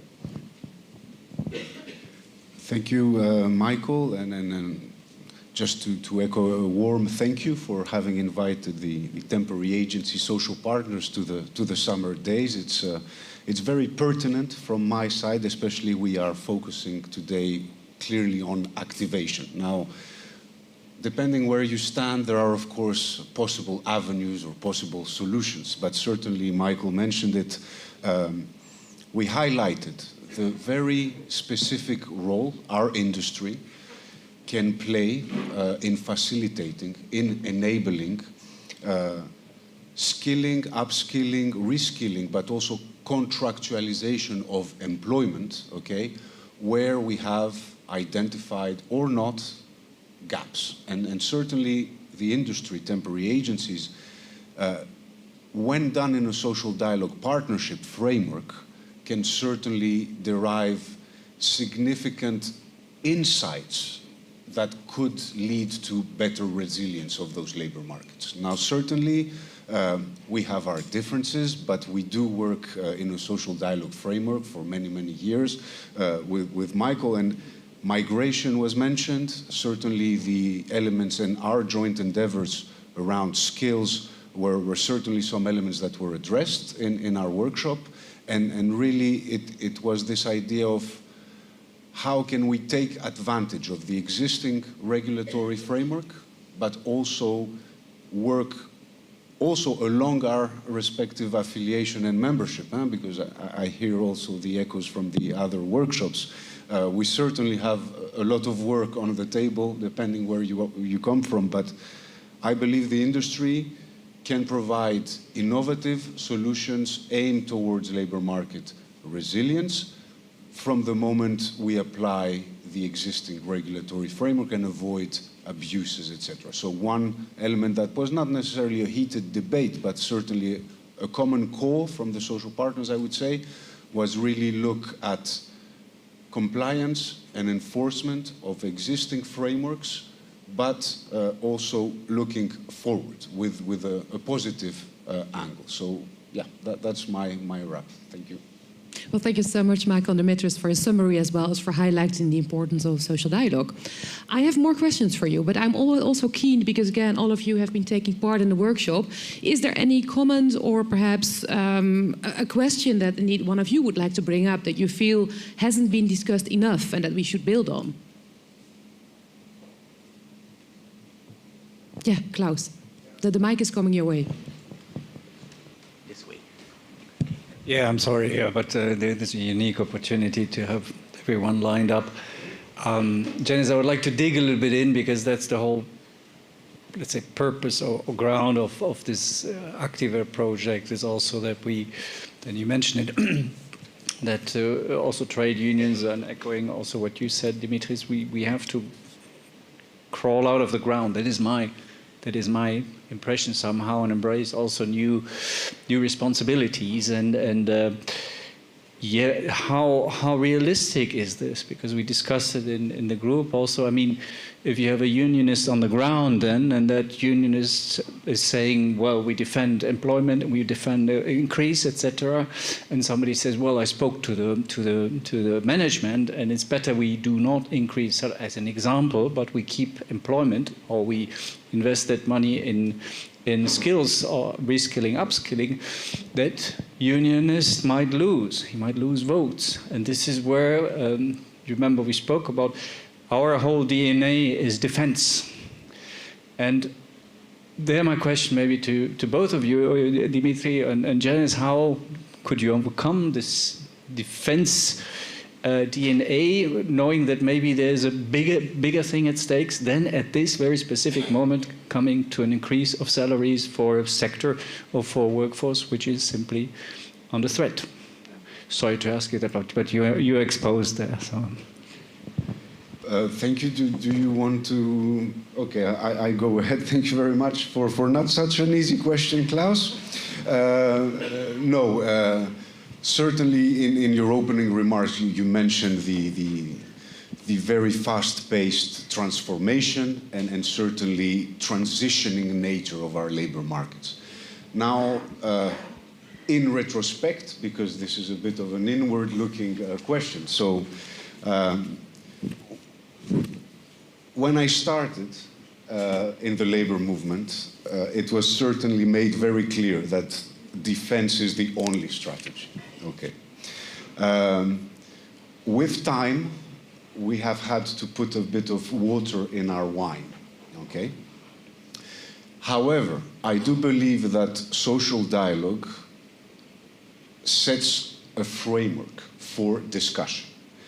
The aim, especially, we are discussing today resilience, future prospects, but certainly also the ongoing initiatives in the first year of this new commission. And I believe that social dialogue and its support or funding, okay, can certainly help in a social dialogue framework, capacity building. So my answer directly would be capacity building. Capacity building that is democratic, that is transparent, and that involves the respective recognized social partners on the ground. Because, Klaus, you are absolutely correct. It is one thing to work at macro level if it doesn't translate on the shop floor. The union members would not follow. Yeah? They also need, again, an added value to come there. But I believe in this world of transformation and transition, maybe the added value is a future orientation with assurances or guarantees that in the future, the efforts, skilling, and others will derive that added value. So that would be my answer, Klaus. A lot of work on the table for us. Thank you very much. So it is a difficult question, but I think I'm a strong believer in social dialogue. And I think it's really important to talk and to make things transparent from the beginning. And our role as a public employment service is to show the operative perspective, to show what does it mean concrete, what are the perspectives, how could this affect the future of work, what do we think are the opportunities, but also to be honest and say, okay, this might also happen and that might not be a very good effect. But in my history of work, I discovered that if you're transparent and you try to convince people by being honest, that's all the topic about trust, you can actually win a lot. And I think this is not only working together with trade unions, but also with companies and employers associations, but also with clients and people who are losing a job or in fear of losing a job, because of course there are always challenges and there are always opportunities. But you have to be transparent on both, because if you only display the opportunities, nobody will believe you in the end, because then there are challenges and then there are obstacles and then somebody will fall, and then you have the dilemma that nobody will believe you in the future. So I think to be transparent and honest and to trust each other and talk about obstacles together is something where you can really improve things for the future. And I understand that defending workers' rights is very important, but also the topic which is included in this is defending the future of them, for them, and to make the pathway into the future easier and better. And that's why we have to talk together about opportunities and find together solutions for obstacles. And so I think dialogue, dialogue, dialogue is really the key. Would you like to come in, Anne? Yeah, I guess a bit in the same vibe, but what we see in our work with different countries and public employment services, so when it comes down to the situation when the company has to restructure and potentially dismissal is on the table, then the public employment service can play quite a crucial role in helping the staff and the employer to see what really are the options. So whether there is a scope for indeed reskilling and retaining the job, or actually maybe there are better opportunities even outside. So I think that there's more and more this sort of insight that just keeping the job is not always the best solution, even for the staff. So I guess that change of mind has to take place, looking for the actual value added for the person, whether being sort of on the dead-end job that it's known to not get better because this sector for sure is declining, and then keeping these people there, whether this is the best choice actually for your members. Maybe for your members, sometimes the better option is indeed trying to find the other solution. So I guess the person has to be in center, right, as I think we came across here also today a few occasions.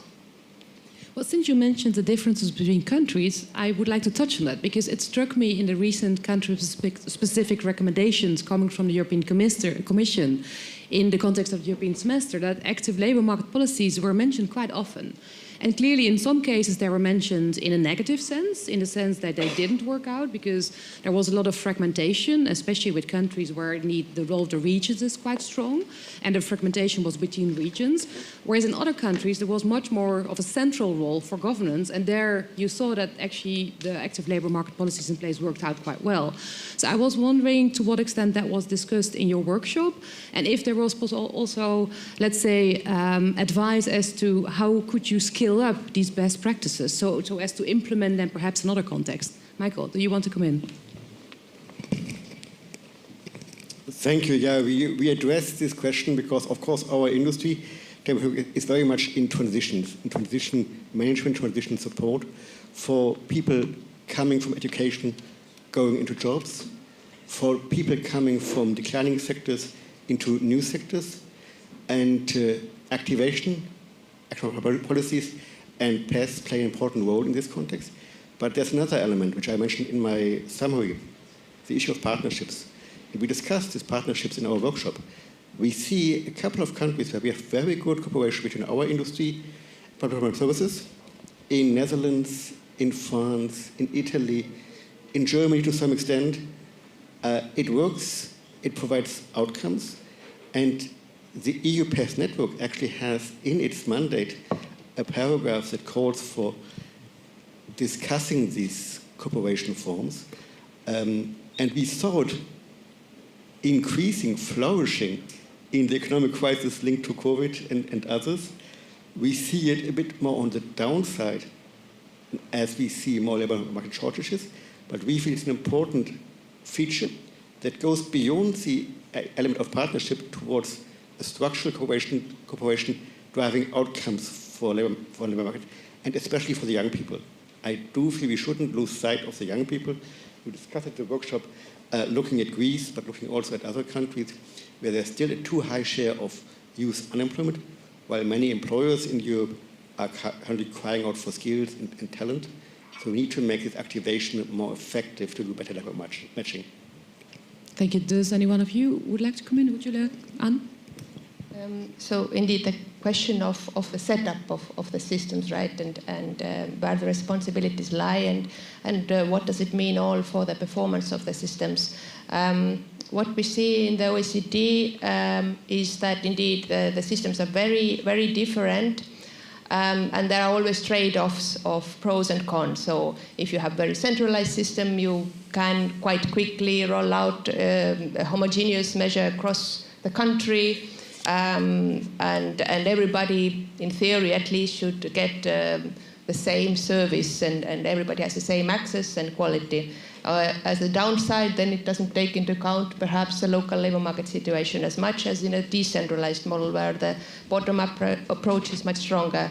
In reality, of course, you can have frameworks in place that overcome this trade-off regardless what kind of system you have. So you can have bottom-up approaches encouraged strongly in a centralized system if the central level really listens to what the local authorities say, what the local employment offices, for example, say, and vice versa. If the different regions are willing to cooperate, then it's possible to achieve also somewhat more homogeneous approach, or if they are at least able to agree on some sort of service standards.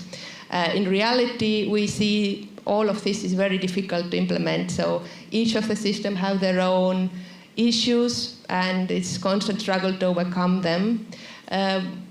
In a way, at the end of the day, what seems to work well is that there is at least some sort of common accountability framework, so some sort of data-driven system to set the goals, to set the fair goals, and then everybody's accountable. Also, of course, private employment services, public employment services, that everybody is has the same scrutiny. So I think private employment services have more and more these sort of performance-based contracts, right? But it has to be the same also for public side. So everybody should deliver.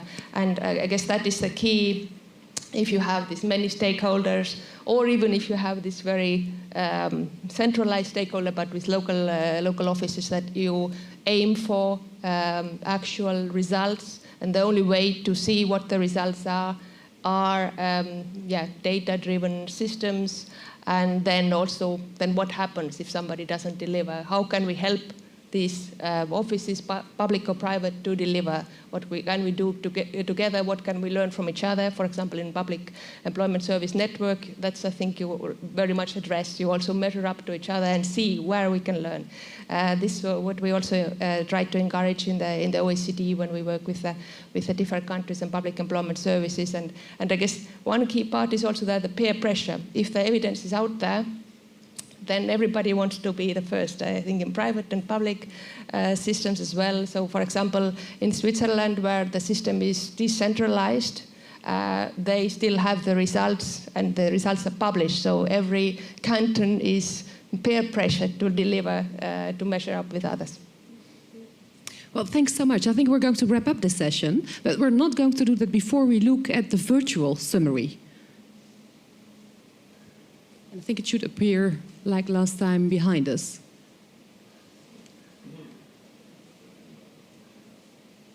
Is that right? Are we ready for the virtual summary? Oh, this is the next session. Yes, there it is.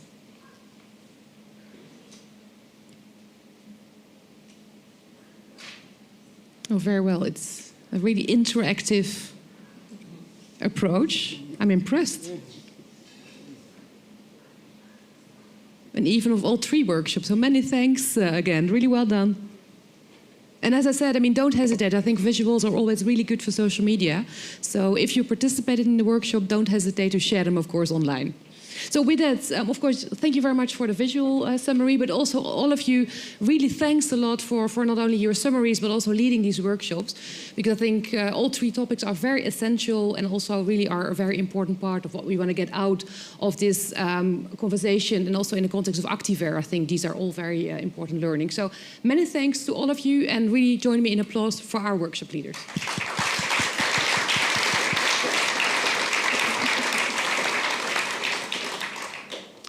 Well, thank you very much. That brings us to the next panel. So indeed, I would kindly ask you to leave the podium.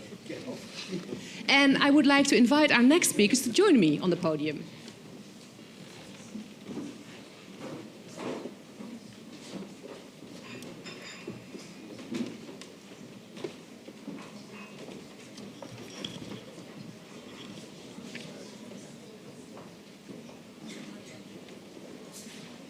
Let's sit together, because otherwise it looks a bit awkward. So feel free to, yeah.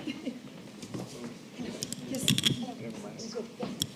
Hi. Hi, Sarah, nice to meet you. Yeah, so feel free to, yeah.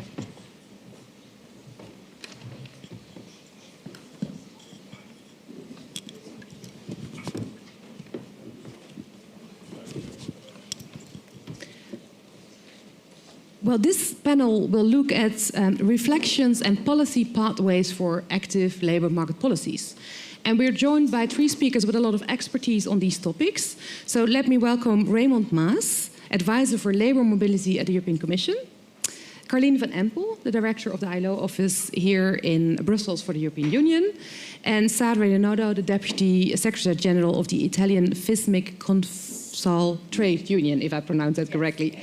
So it's really important to have all of you, because I think not only because of the importance of actors in labour market policies, but also in line indeed of policy making, which is currently going on.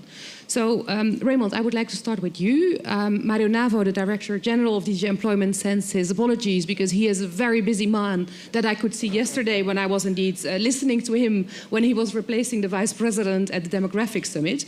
So we're very happy indeed that you could step in for him at short notice. And I believe that you're going to provide us indeed with a brief overview of indeed policy development in the context of labour market policies. And either you can do it here or you can sit as you prefer. I will maybe start. Yeah.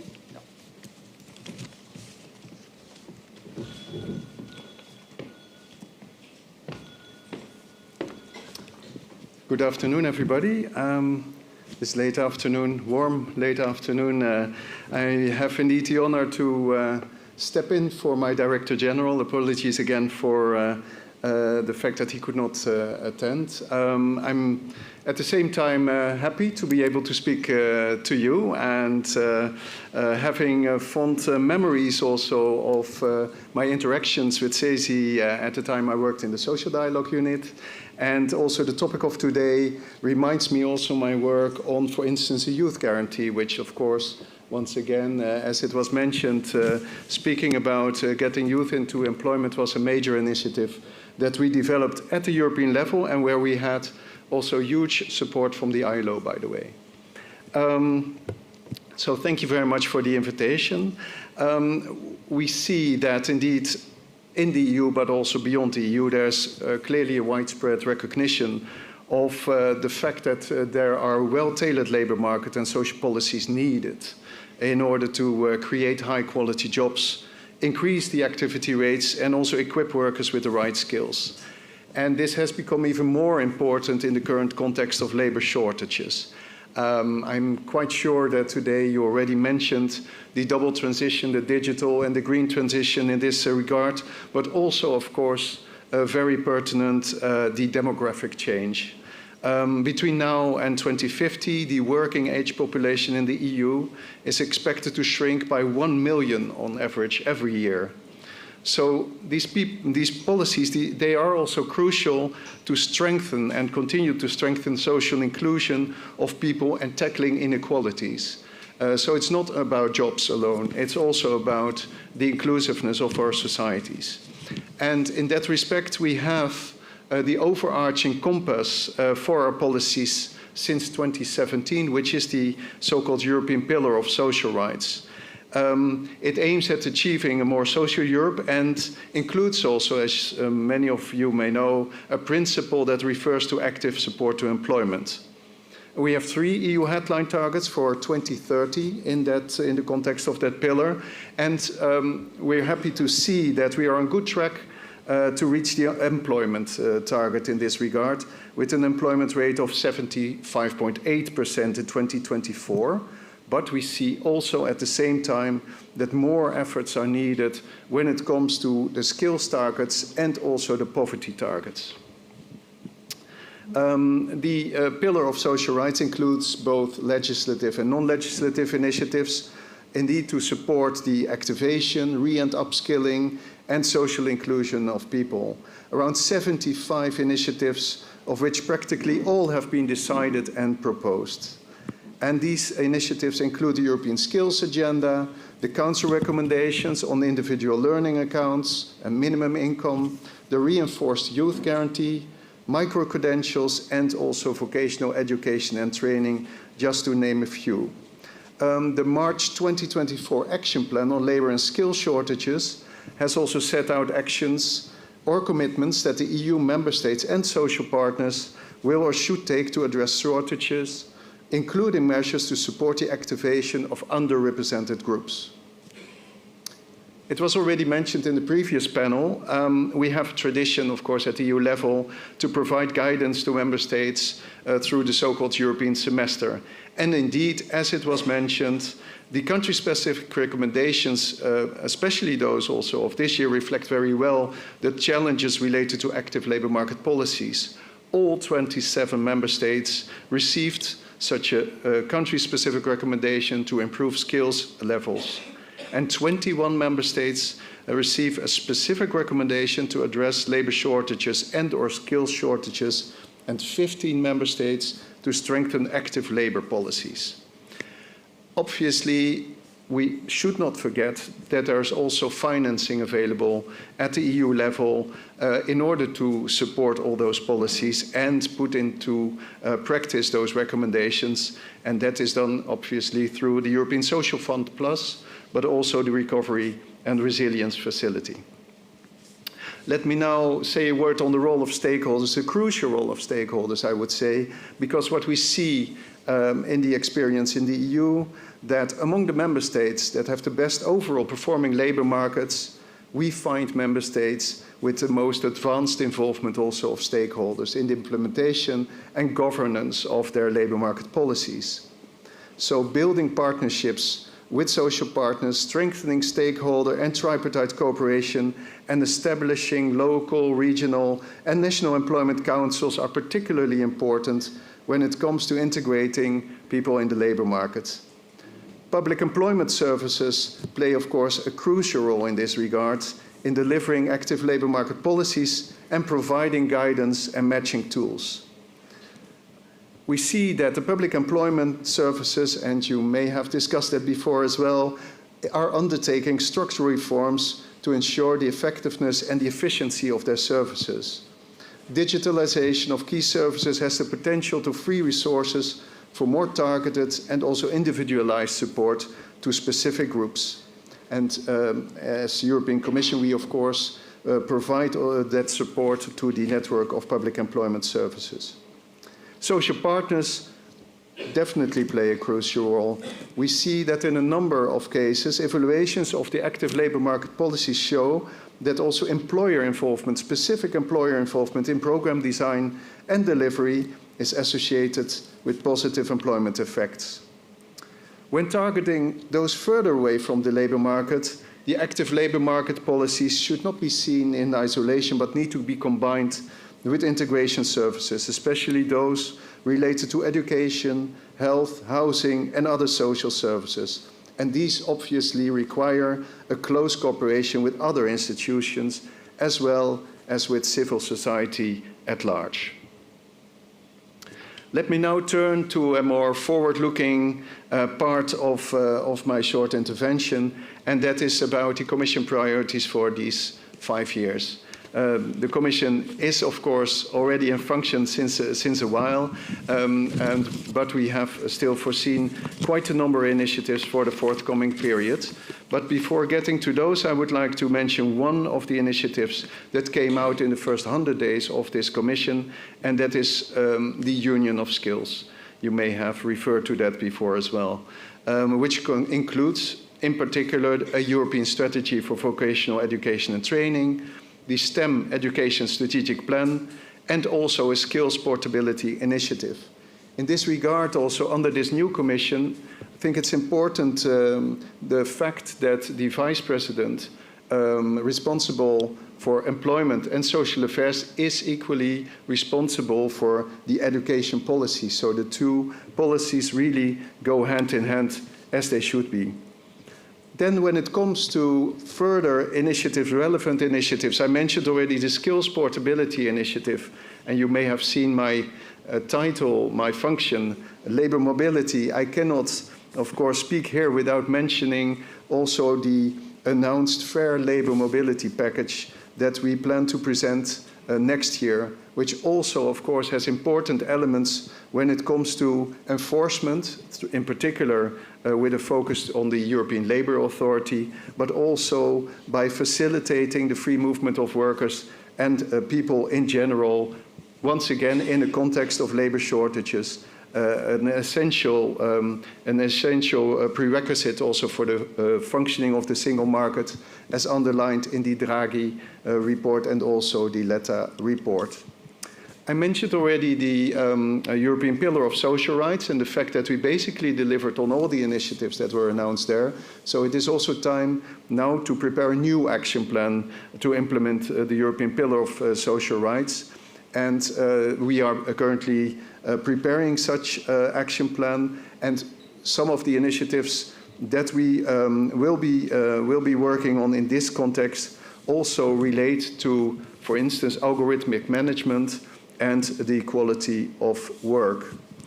Another initiative, and I mentioned already, inclusion, the importance not to lose sight of marginalized or underrepresented groups. The anti-poverty action plan is also foreseen for next year, and there will be a stronger link there also to jobs and also to in-work poverty. Finally, and I don't think I need to recall that because the whole event here is around the Quality Jobs Roadmap, and we very much welcome also that this is the main theme and hopefully will also help and inspire the input provided for that is the Quality Jobs Roadmap.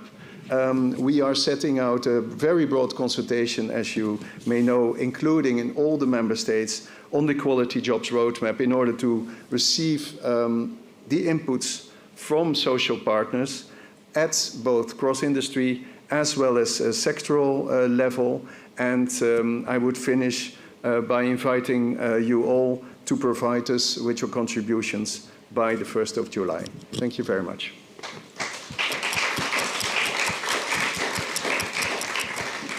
Thank you very much, Raymond, for that very inclusive overview of what the Commission is dealing with and also what will be forthcoming. And I think especially the last notion on the call also on all of you, I think for national trade unions, public consultations are always a very important opportunity to get your say, as they call it. So thanks for repeating that as well. I have many questions, but I will keep them after we have listened to Carleen, to you. You're, again, a director of the ILO office, and we're very keen to get your perspective on how the ILO comes in when it comes to active labour market policies. Yes.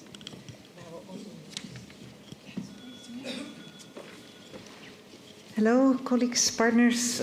Thank you for the invitation, and I'm very happy to be here with you to discuss the ILO's role in supporting successful national active labour market policies. Having listened to you so far, I see that our global experience very much resonates with what has been discussed here in more detail in some of the EU member states. And I hope that when I will discuss with you the 7 key ingredients of the ILO approach to successful active labor market policies also resonates with you and can maybe also provide some sort of conclusion of this first day of the summer days. So the first key ingredient for successful active labor market policies, according to the ILO's approach, is that we provide policy advice grounded in evidence and based on international labor standards. I've heard a lot about the evidence, maybe a little bit less about the international labor standards so far. So our policy advice is anchored in the Employment Policy Convention, number 122, and that promotes full, productive, and freely chosen employment. And our work ensures that active labor market policies are not isolated measures, but fully embedded in broader national employment strategies as requested in this convention. And the advice is informed by labor market diagnostics, on which you have also discussed already today, evaluation of what works, we have heard that too, and peer learning across countries or regions, and we have learned that too already from you. The second ingredient that is important for the ILO is that we help governments tailor their policy mix to demographic realities and labor market needs. And also there, you have already mentioned this, and that it is particularly important in times of crisis or in times of transition. So whether it is about green jobs, about youth employment, about older people employment, about women employment, or digitalization pathways, the ILO assists in designing coordinated interventions that are both inclusive and future-focused. And recently we have expanded our advice to not only focus on the unemployed, but also on the inactive as a potential for development and growth at the national, but also at the individual level. And I've heard this from others too today. The third ingredient and a big part of the job that we are doing is the promotion of international labor standards, as I mentioned before. They form actually the normative backbone of active and effective active labor market policies. And so we have the Convention 122 that I just mentioned on employment policy, but also, for instance, the Convention number 88 on public employment services and the Convention 181 on private employment agencies. And they provide clear guidance for designing fair and accessible systems. Many countries have translated these conventions into national law and national practice, and I think some of you have already referenced these too. Equally important, and that is the fourth point I would like to mention here, is of course the promotion of social dialogue. We have heard that too. The ILO strongly supports institutionalized tripartite mechanisms where governments, workers, and employers co-design and co-implement labor market policies. This ensures, as some of you have already mentioned, that our active labor market policies reflect real-world needs and contribute to consensus-driven, politically viable reforms. So social dialogue also in this area fosters stronger implementation, accountability, and sustainability. And then we come to the fourth piece of this support puzzle.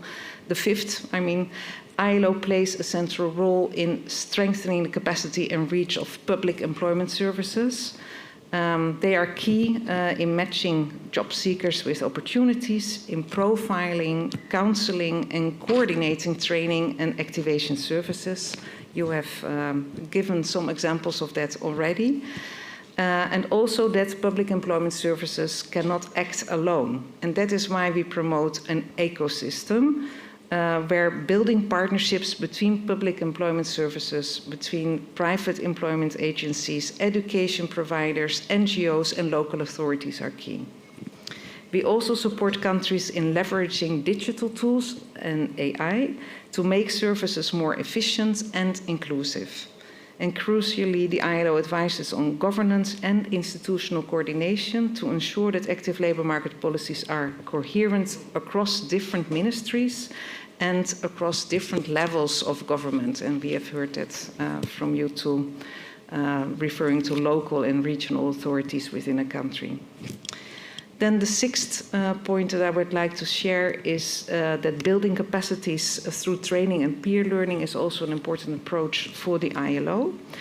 We deliver a wide range of training and technical cooperation through the International Training Center in Turin, for instance, but also through field projects in our member states. We offer courses on active labour market policy design, on impact evaluation, on youth employment and youth guarantees, as was mentioned earlier, skills anticipation and digital employment services. They reach policymakers and public employment service practitioners and social partners alike. We also facilitate South-South and peer learning exchanges so that countries can adapt tested approaches to their own context. And our work encourages innovation and learning by doing, backed by our technical guidance and hands-on support. And then finally, I come to measuring impact and improving results. The ILO is working to improve how the impact of active labour market policies is measured and recognizing that their benefits often extend beyond job placements, as we have heard from you too. So results are also measured in terms of social inclusion, in terms of resilience, and in terms of skills development. We support countries in developing better labour market information systems, using tracer studies and counterfactual evaluations. This evidence not only improves policy design, but also helps to make the case for continued investment. And we are increasingly using AI and data tools to tell stronger and more credible stories about the results of active labour market policies. So as we know and have heard already from you, the challenges ahead are significant. But with the right tools, the informed choices and strong partnerships, they are not unsurmountable. And we're looking very much forward to continue this vital work with you, together with our member states, including the EU 27, our social partners and the European Union, and so that we all work towards a more resilient, inclusive and equitable labour market for all. Thank you.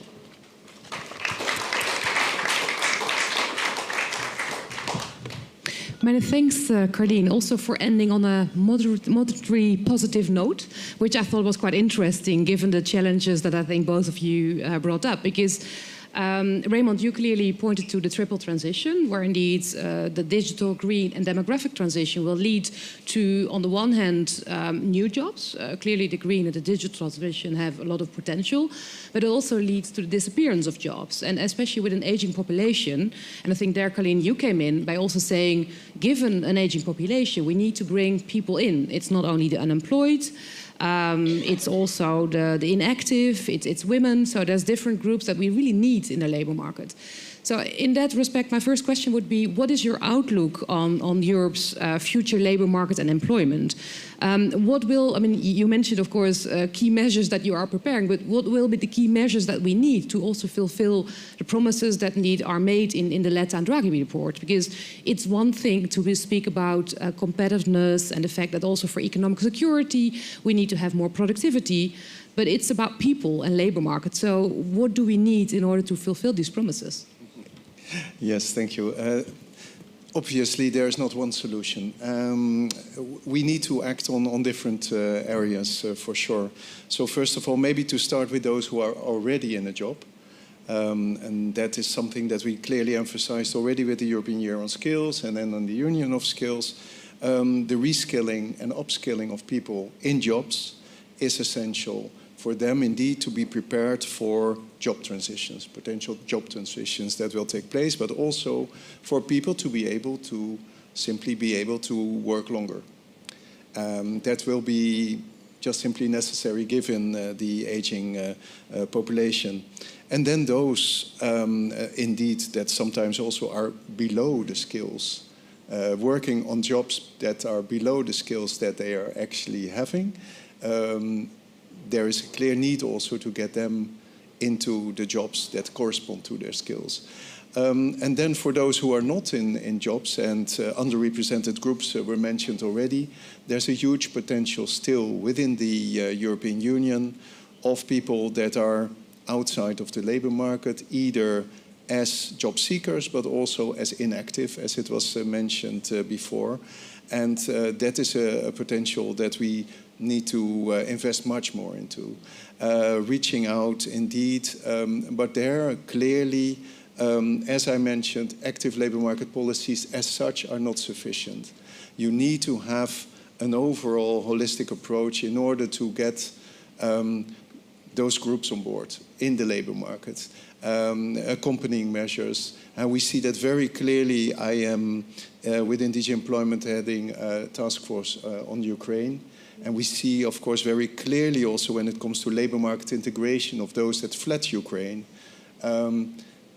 the profile of people that fled Ukraine is quite particular compared to former, let's say, influx of people that fled wars, in the sense that there are many women that come to the EU, and which, if they don't find a place also for their children, for instance, they cannot also participate in the labor market. It's just only one example there. I will speed up because there's much to be said about this, but I still come also to my area, which is labor mobility. Labor mobility is very low, as we all know, remains quite low, very low even compared, for instance, to, we always make the comparison with the US, which is, of course, not a very right comparison. The situation is very different, but there's a huge potential still to fill in labor shortages. And also, especially labor shortages across borders, but also within countries. And we should not forget that either, because when we speak about labor mobility, we tend to think about cross-border at the EU level, but we also have regional disparities, of course. So that is something we need to support further. We have the PES network. We have the PES, we have EURES as well, which helps in particular in cross-border situations. So more needs to be done. Recognition of qualifications is another issue. We see that very few qualifications currently are actually recognized throughout the European Union, so much more needs to be done, and that is linked also to the initiative that I mentioned on skills portability. And then I will finish with one other aspect related to labor mobility, and that is migration from outside of the EU. As you may know, we are looking into this particular area with the so-called talent partnerships that we conclude with third countries, but also the so-called talent pool, which is currently negotiated with the European Parliament and the Council. It will help somewhat, of course, the challenges that we face with our labor market, but we definitely should not get carried away with this as a kind of panacea for the, let's say, the challenges that we face in the labor market. We need to see this overall picture. Well, thanks, Raymond. Carleen, I'm turning to you because you also bring the international perspective. So how do you look at the EU from an international perspective and the sort of the strength of the EU labor market? Yeah, actually, I would like to share two good news stories. Also, referring to what was said earlier today by our colleague from Eurofound, also an ILO study actually in relation to artificial intelligence, also a joint study from the International Labour Organization and the Poland's National Research Institute on generative AI and jobs, found that 1 in 4 jobs worldwide is potentially exposed to generative artificial intelligence, but that transformation and not replacement is the most likely outcome. And I think that resonates with what was mentioned by our colleague from Eurofound this afternoon. And Another example is, for instance, the issue related to aging societies and activating older workers. We have seen an experience in Sweden that through active labor market policies managed to get the labor force participation rate for older workers to the same level as prima age workers. And so that's another example that demonstrates that active labor market policies can ensure that demographic shifts can be turned into thriving silver economies as well. Sarah, let me perhaps bring you in, because, of course, and we mentioned that in previous discussions, active labor market policies are shaped at national level. So it really depends on the local context, and you come from the Italian context. So is there anything that you can share from your perspective when it comes indeed to the transitions that our labor force and then the Italian labor force is facing? What are your, I mean, perhaps to remain in a positive mood, what are your key success stories before you perhaps come to the challenges? Yes, because as a trade unionist, I usually highlight the negative stuff. Well, that's what I expect, but everyone seems to be very positive today, so please feel free to do the same.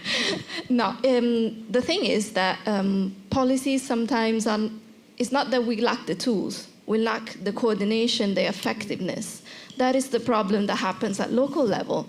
At national and then regional and at local level, it is not coordinated, it is not effective.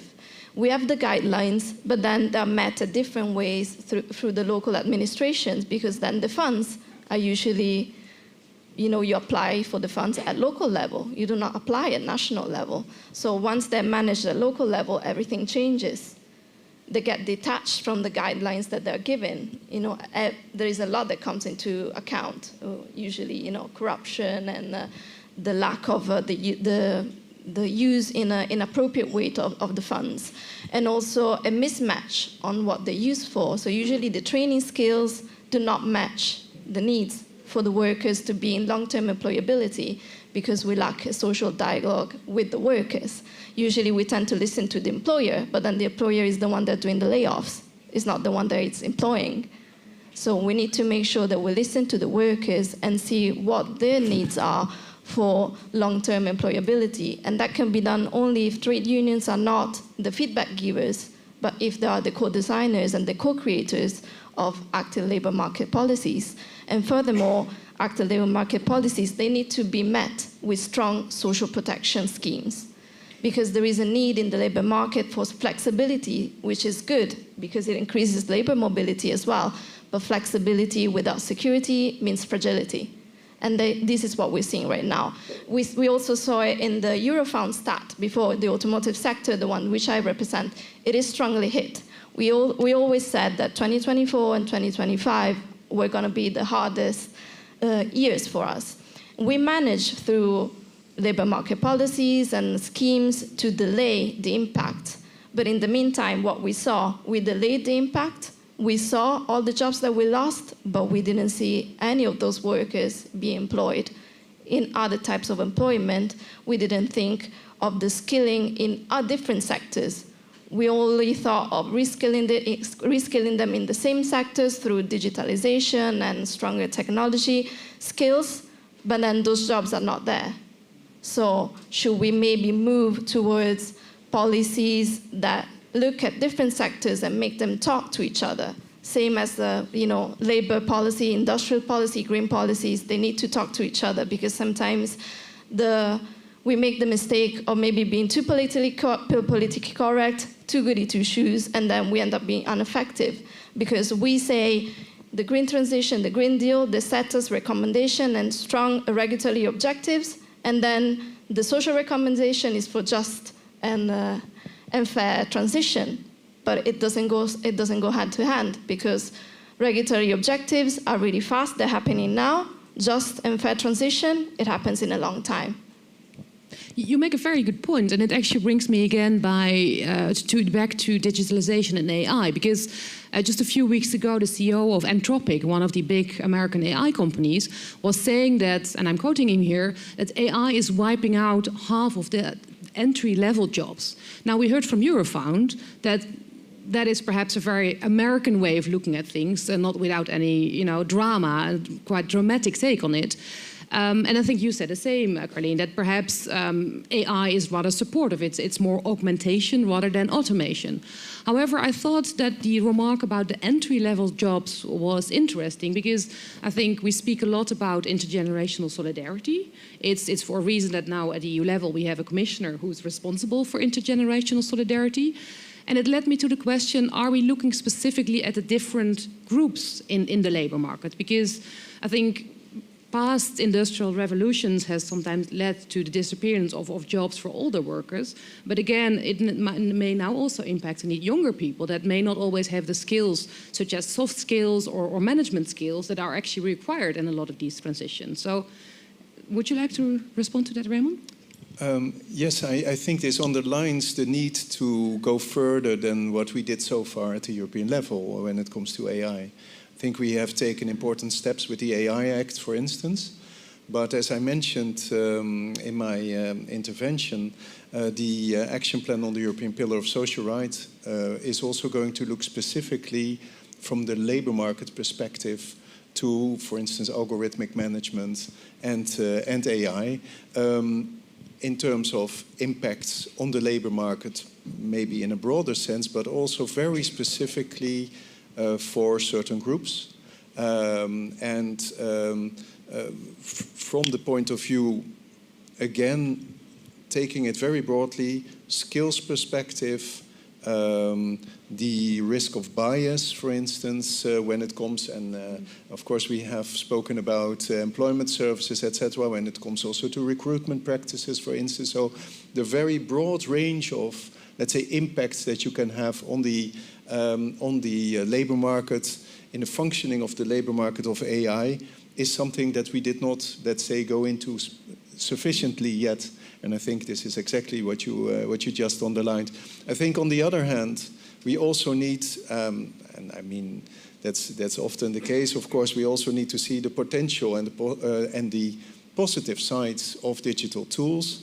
And one of the possibilities, and when you intervened, I thought about that when you said, yeah, people were trained, but they remained within the same sector, for instance. What we are working on further and further, also in connection to EURES, to the so-called qualification of occupation and skills, is to identify those skills that somebody needs to have in order to also go from one sector, for instance, to another. There's a number of basic skills that one could need to have in order to look for another job. And I think also there the public employment services can play an important role, but also digitalization, so that there is this so-called skills profile tool that we have at the European level, which identifies for a person who is going to look for another job, what kind of skills does he or she need? Checks, does the person have these skills already? And if not, offers the possibility to actually acquire those skills. And their AI will also more and more be used. So that's then a kind of also positive turn on the use of AI. Exactly, thank you. Let me turn to the audience. Is there anyone who would like to come in? Either with a question or an observation? Yes, here on the front row, I think. Is Hendrik there for the mic? Well, I don't. Perhaps if you try to speak up, the mic is coming your way, but perhaps. Yeah, it's coming. Yes, here in the front. And perhaps if you could briefly introduce yourself, that would be helpful.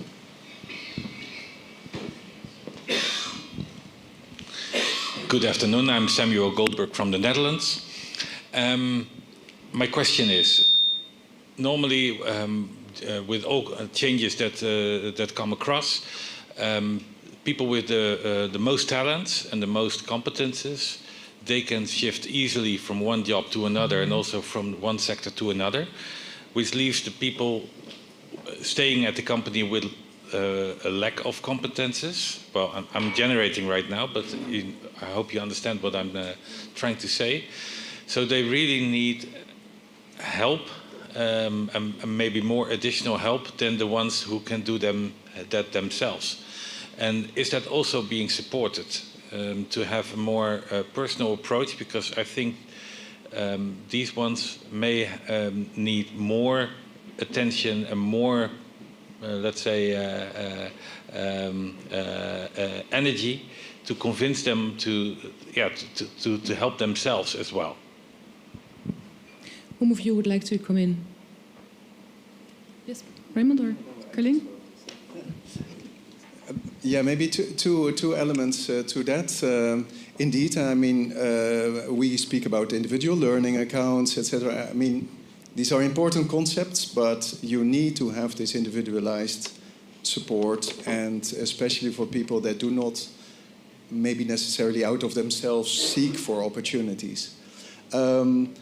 I would link it to another element which was also highlighted in the LETA report, and that is the so-called freedom to stay, which is also a very important concept, I think, to be discussed. And that is about the fact that it's, of course, appealing to speak about the opportunities offered by the EU labor market to go anywhere, to indeed exploit, let's say, your potential. But many people just do not simply want to move. They want to find a proper job, a good quality job, in the region where they are living. And that is something that we need to really keep an eye on as well, and cohesion policy can play a role in this regard.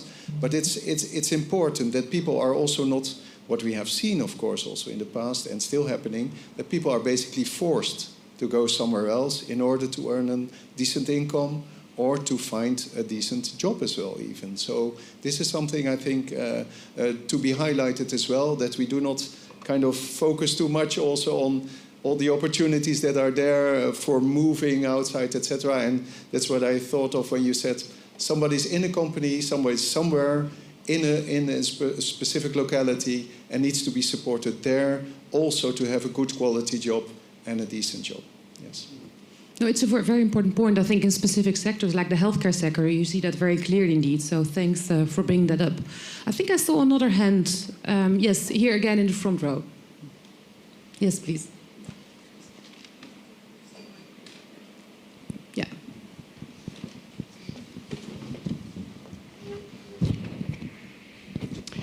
Michael Freitag, Coordination, Voice of the HR Services in the support for temporary Asian work. We discussed social dialogue in my workshop earlier today, and I know you, Caroline, you work at the ILO, and so I just saw a report coming out from the ILO on the role of employment services, mostly public employment services, but in that report was a chapter on partnerships between public services and private actors. And I would like you to reflect a bit on where you see the role of private actors in activation, skilling, and transition to labor markets.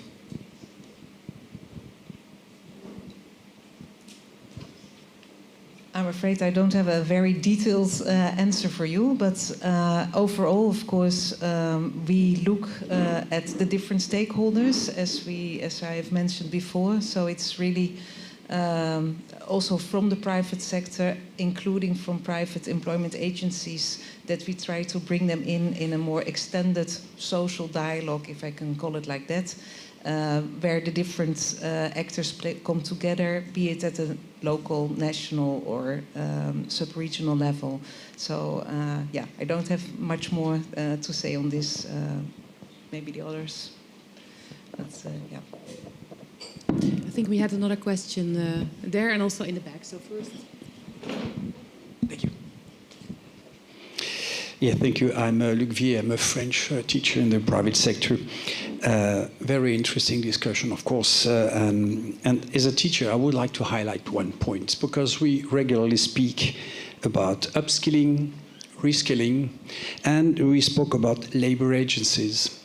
But I would like to highlight one point, which is for me very important, is that the labor situation is a common responsibility from our side, labor unions as stakeholders, but also on the side of employers. Because as a teacher, I can say clearly that the educational systems, that the vocational training systems can do lots of things, can take care of lots of people, but they cannot do everything. A large part of this responsibility remains in the hands of the social partners, and I will be honest, mainly in the hands of employers, okay? As a teacher, I can teach how to integrate oneself in a company. I can teach how to use this or that machine. But this particular detail, this part of the car which is being built, will never be taught in a school or in a training center. It's the responsibility of employers in collaboration with labor unions. In one word, the social partners both on both sides. So I would like to highlight one thing. It's not only an external problem. It's not only the problem of an agency, private or public. It's our common responsibility. Thanks for bringing that in. We also have a question in the back.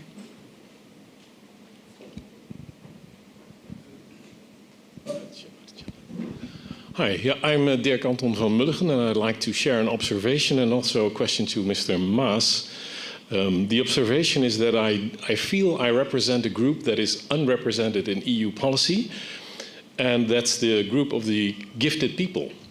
About 1% or 2% of the people are gifted, and it is assumed that they lead an easy life, which turns out not to be the case.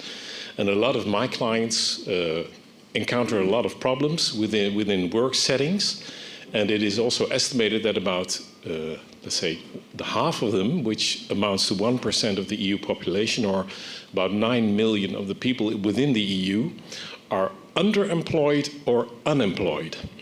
And especially this group contains a lot of innovative potential. So there's a huge upside of providing them with the support so that they can convert their potential into performance. But the impression I get, and eventually if you calculate things down, you would estimate that it might, if you could activate this 1%, it would lead to an additional 80 to 160 billion euros of GDP for the complete EU. So an interesting group.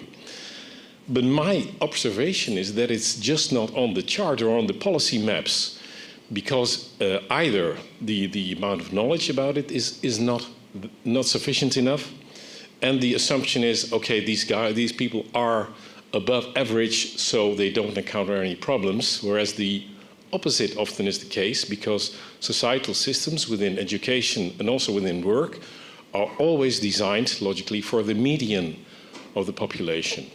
So my question to you, Mr. Maas, is does my observation resonate in any way or form? And is that, especially you also talked about a talent pool, given that I work daily, and last short observation, I could never imagine that I would need so much Kleenex tissues in my work with gifted people, in my work of getting them in the right place, in the right company, where they can convert their potential into performance. So there's a lot of not only underused potential, which is an economic waste, but also personal dramas there. So again, my question to you, Mr. Maas, is this topic at all on the agenda of the European Commission, or what is your reaction to this? Thank you. Yes, thank you very much. To be honest, indeed, I think this is not something, at least I did not come across this, and I work for quite a while in this particular area of employment and social affairs.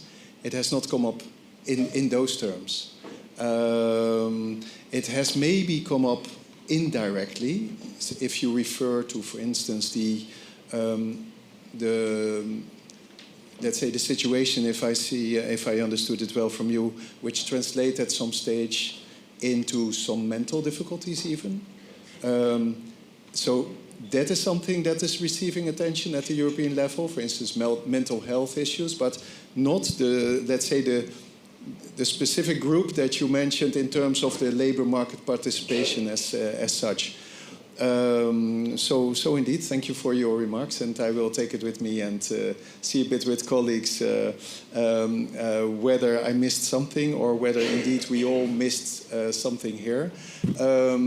But obviously, what is often the difficulty, social partners, they are confronted with that as well, but other underrepresented groups are also faced with that, is the underrepresented when it comes to the labor market, but it's also underrepresented when it comes to the discussions that we have at the European level. So there are no groups, as far as I know, at the European level who actually represent the group that you just mentioned, at least not in those explicit terms that you just used. Thank you. Thank you. Klaus, you have a question.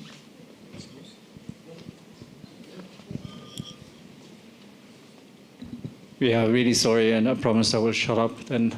But coming back to what you said, Caroline, and also turning to you, Sarah, I have the feeling the elephant has still not left really the room, because Caroline, I understood you were a little bit echoing also what Eurofound said, that we're basically not facing a decline in traditional employment. Also, there's no challenges of traditional employment because of the green transition or because of the digital transition. And my question is we have often from trade unions, Sarah, you said we're born to complain. So, but how do you experience that from a perspective from the automotive sector in Italy? Is it how you experience that? Or maybe the question to both of you, and then I promise I'll shut up. I don't think I have said that there are no challenges, and I think the labor market is really under transition. What I try to highlight, because of the topic of active labor market policies, is what we have experienced as key ingredients that are a success in active labor market policies. And also that, we should look, I think, in a context like this, where we want to learn from each other what works, and therefore the focus of my intervention was on that. But I'm not at all questioning that there are challenges on the labor market, and there are demographic, climate, many challenges, that geopolitical challenges. So I don't think that anyone in this room thinks that there are no challenges that have an impact on the labor market.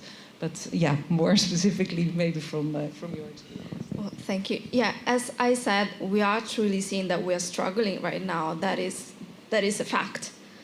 What we're seeing is that the labor market is changing in a structural way, not in a cyclical way.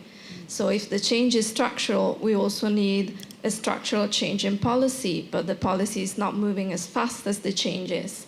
And the problem is that sometimes we try to chase the change with over-regulation. We do have the tools, we just need to adapt them. Same way that we had the SURE system when the COVID pandemic was on. We asked 2 years ago to set up in place the SURE fund for the green dual transition. It was an easy way to get funding. It already worked.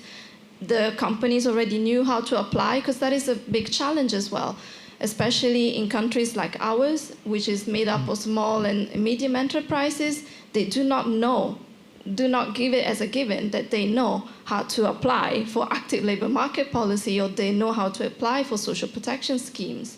The knowledge and the information of what is set up in place at EU level and at national level is actually sometimes very, very low. That is the reason why we ask as trade unionists to be part of that dialogue in order to transfer that information.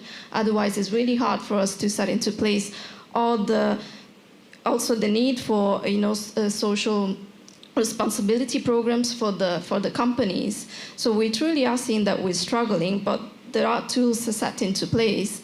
We truly just need them to make them more adaptable and coordinated and effective. And we can do that if we stop over-regulating and we actually take what works and adapt it to the change and try to govern the change instead of just, being the receivers of the change. So try to create a labor market that works for us and not being slave of the labor market. But that brings me, so perhaps keep the mic, to a follow-up question that I had earlier, because you mentioned SURE, Raymond, you mentioned the broader context of the Recovery and Resilience Facility, and you mentioned funding available at EU level.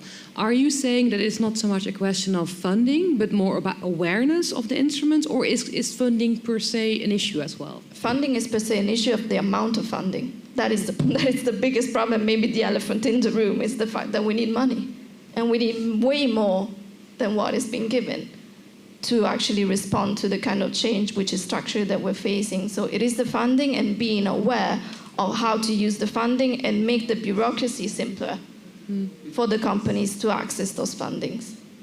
So that is a challenge then in light of the upcoming negotiations on the multi-annual financial framework, where, coming back to what Klaus said earlier, a lot of focus will be on what are going to be the difficult trade-offs. So I can only imagine that that will be a discussion that all of us are going to follow with a lot of attention. I think we're getting to the end, and given this is the last panel of the day before we go to the barbecue, I'm very keen, because tomorrow we continue, I'm very keen to ask all of you the same question. What have we not yet discussed, which is very important when we speak about active labour market? Have we been complete in all the root causes and problems at stake, or have we been overlooking anything? Can I start with you, Cardine? Let me think. Well, like I mentioned a little bit earlier, maybe the rights approach, rights-based approaches and the rights of workers and the international labor standards that guide policies is maybe something that could be explored a little bit further over the coming day of tomorrow. Yeah, and then maybe looking into specific groups that may need more voice and representation to be heard among the working population and those that are inactive or could be pulled into the labour market. I think that's a humble suggestion. Well, and very good that we were planning to cover that, so thank you for that. Sarah? Maybe what I could discuss more, how we can make the policies actually be more coordinated within each other. So green, industrial, labor policies, so then make them truly active, because an active policy means that it can move across sectors and different kind of policies, because now we live in a world where we cannot just think of transport policy, industrial policy, labor policy, agricultural policy, all separated in a way.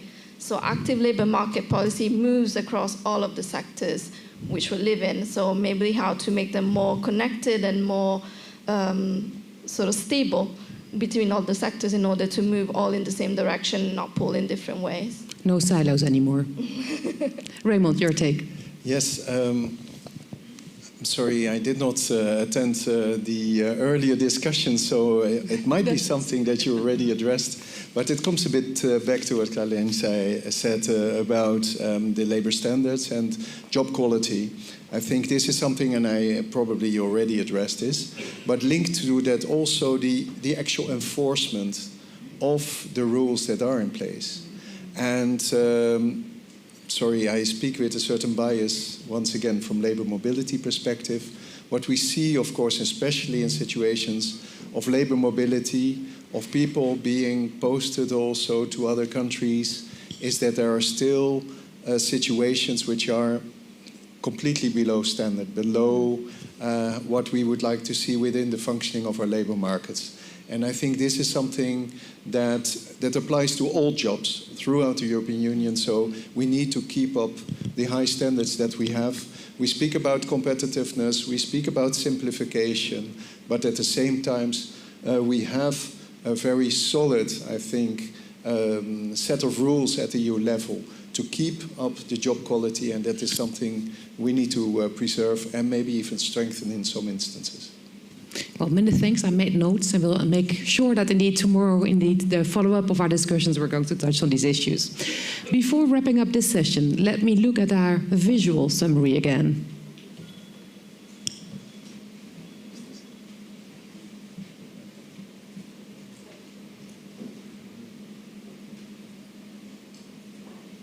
Well, chapeau, very well done. I saw you writing till the very last minute, so I think you captured a lot of what we discussed this afternoon. So with that, let me thank our speakers.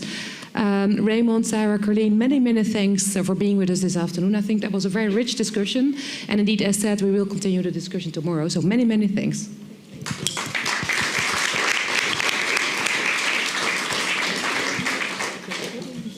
I now would like to invite to the podium the president of CESI, Mr. Raymond Wolf. May I invite you for closing remarks of the day?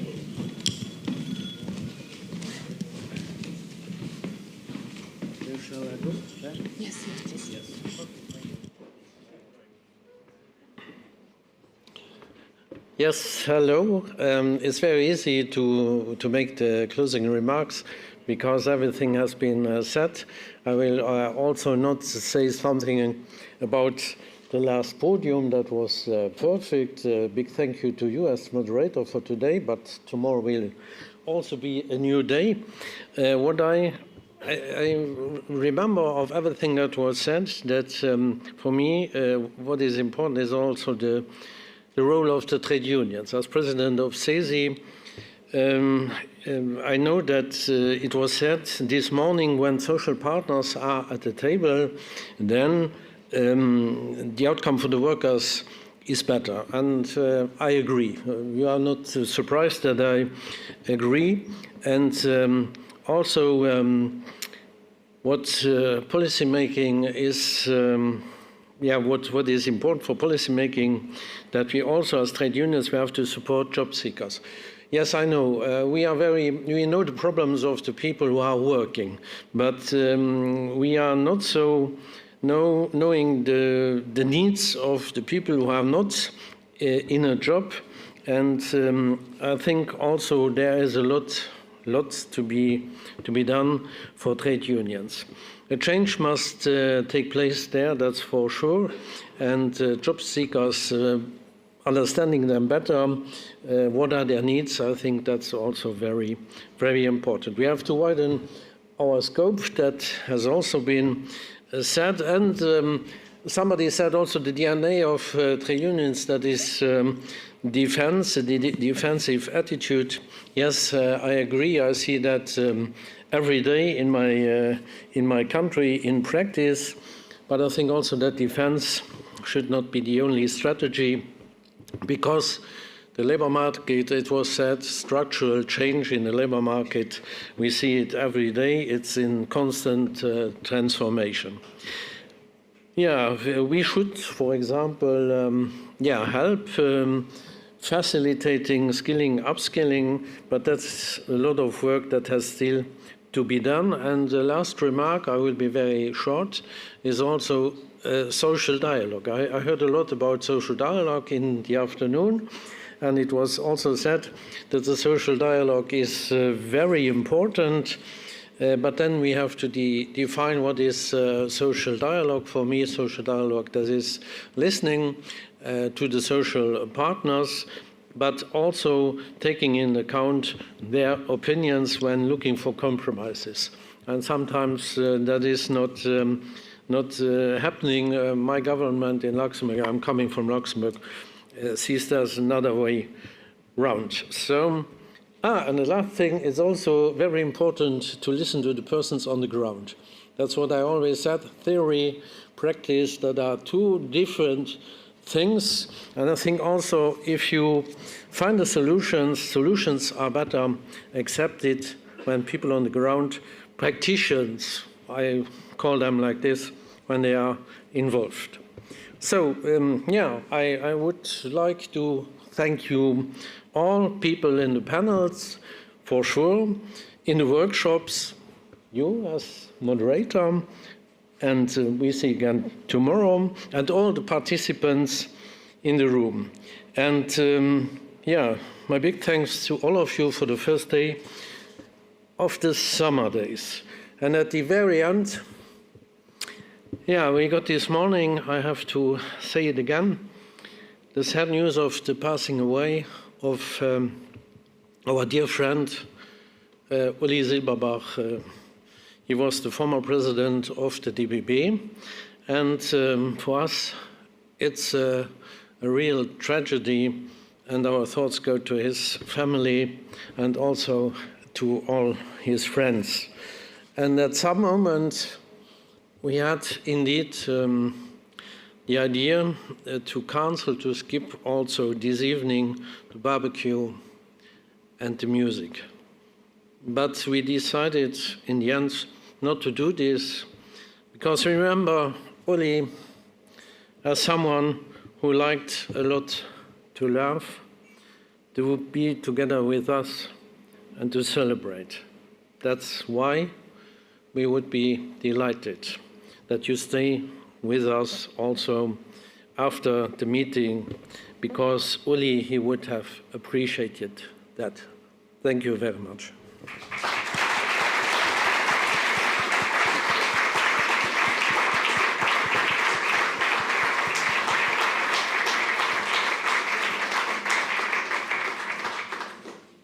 Many thanks, Mr. Wolf, for these remarks. I think you provided another reason indeed to also join the barbecue, because I think it's always tradition indeed now for the 5th edition of the CESI Summer Days that at the end on the Thursday evening there's a barbecue. And I think indeed the remembrance of your member, I think, is a very good and very dignified reason to also indeed think about him and perhaps pass on the regards to his family. So many thanks. And with that, indeed, I would like to invite you to the barbecue. You're probably going to be happy to have a bit of fresh air. I have to say, on the podium here, it was quite a spirited exchange. So in that respect, I think that's also an advantage of going outside. So I hope that many of you will join us, and also that, of course, we'll see you tomorrow at the second day of the summer days. Thank you very much and have a nice evening.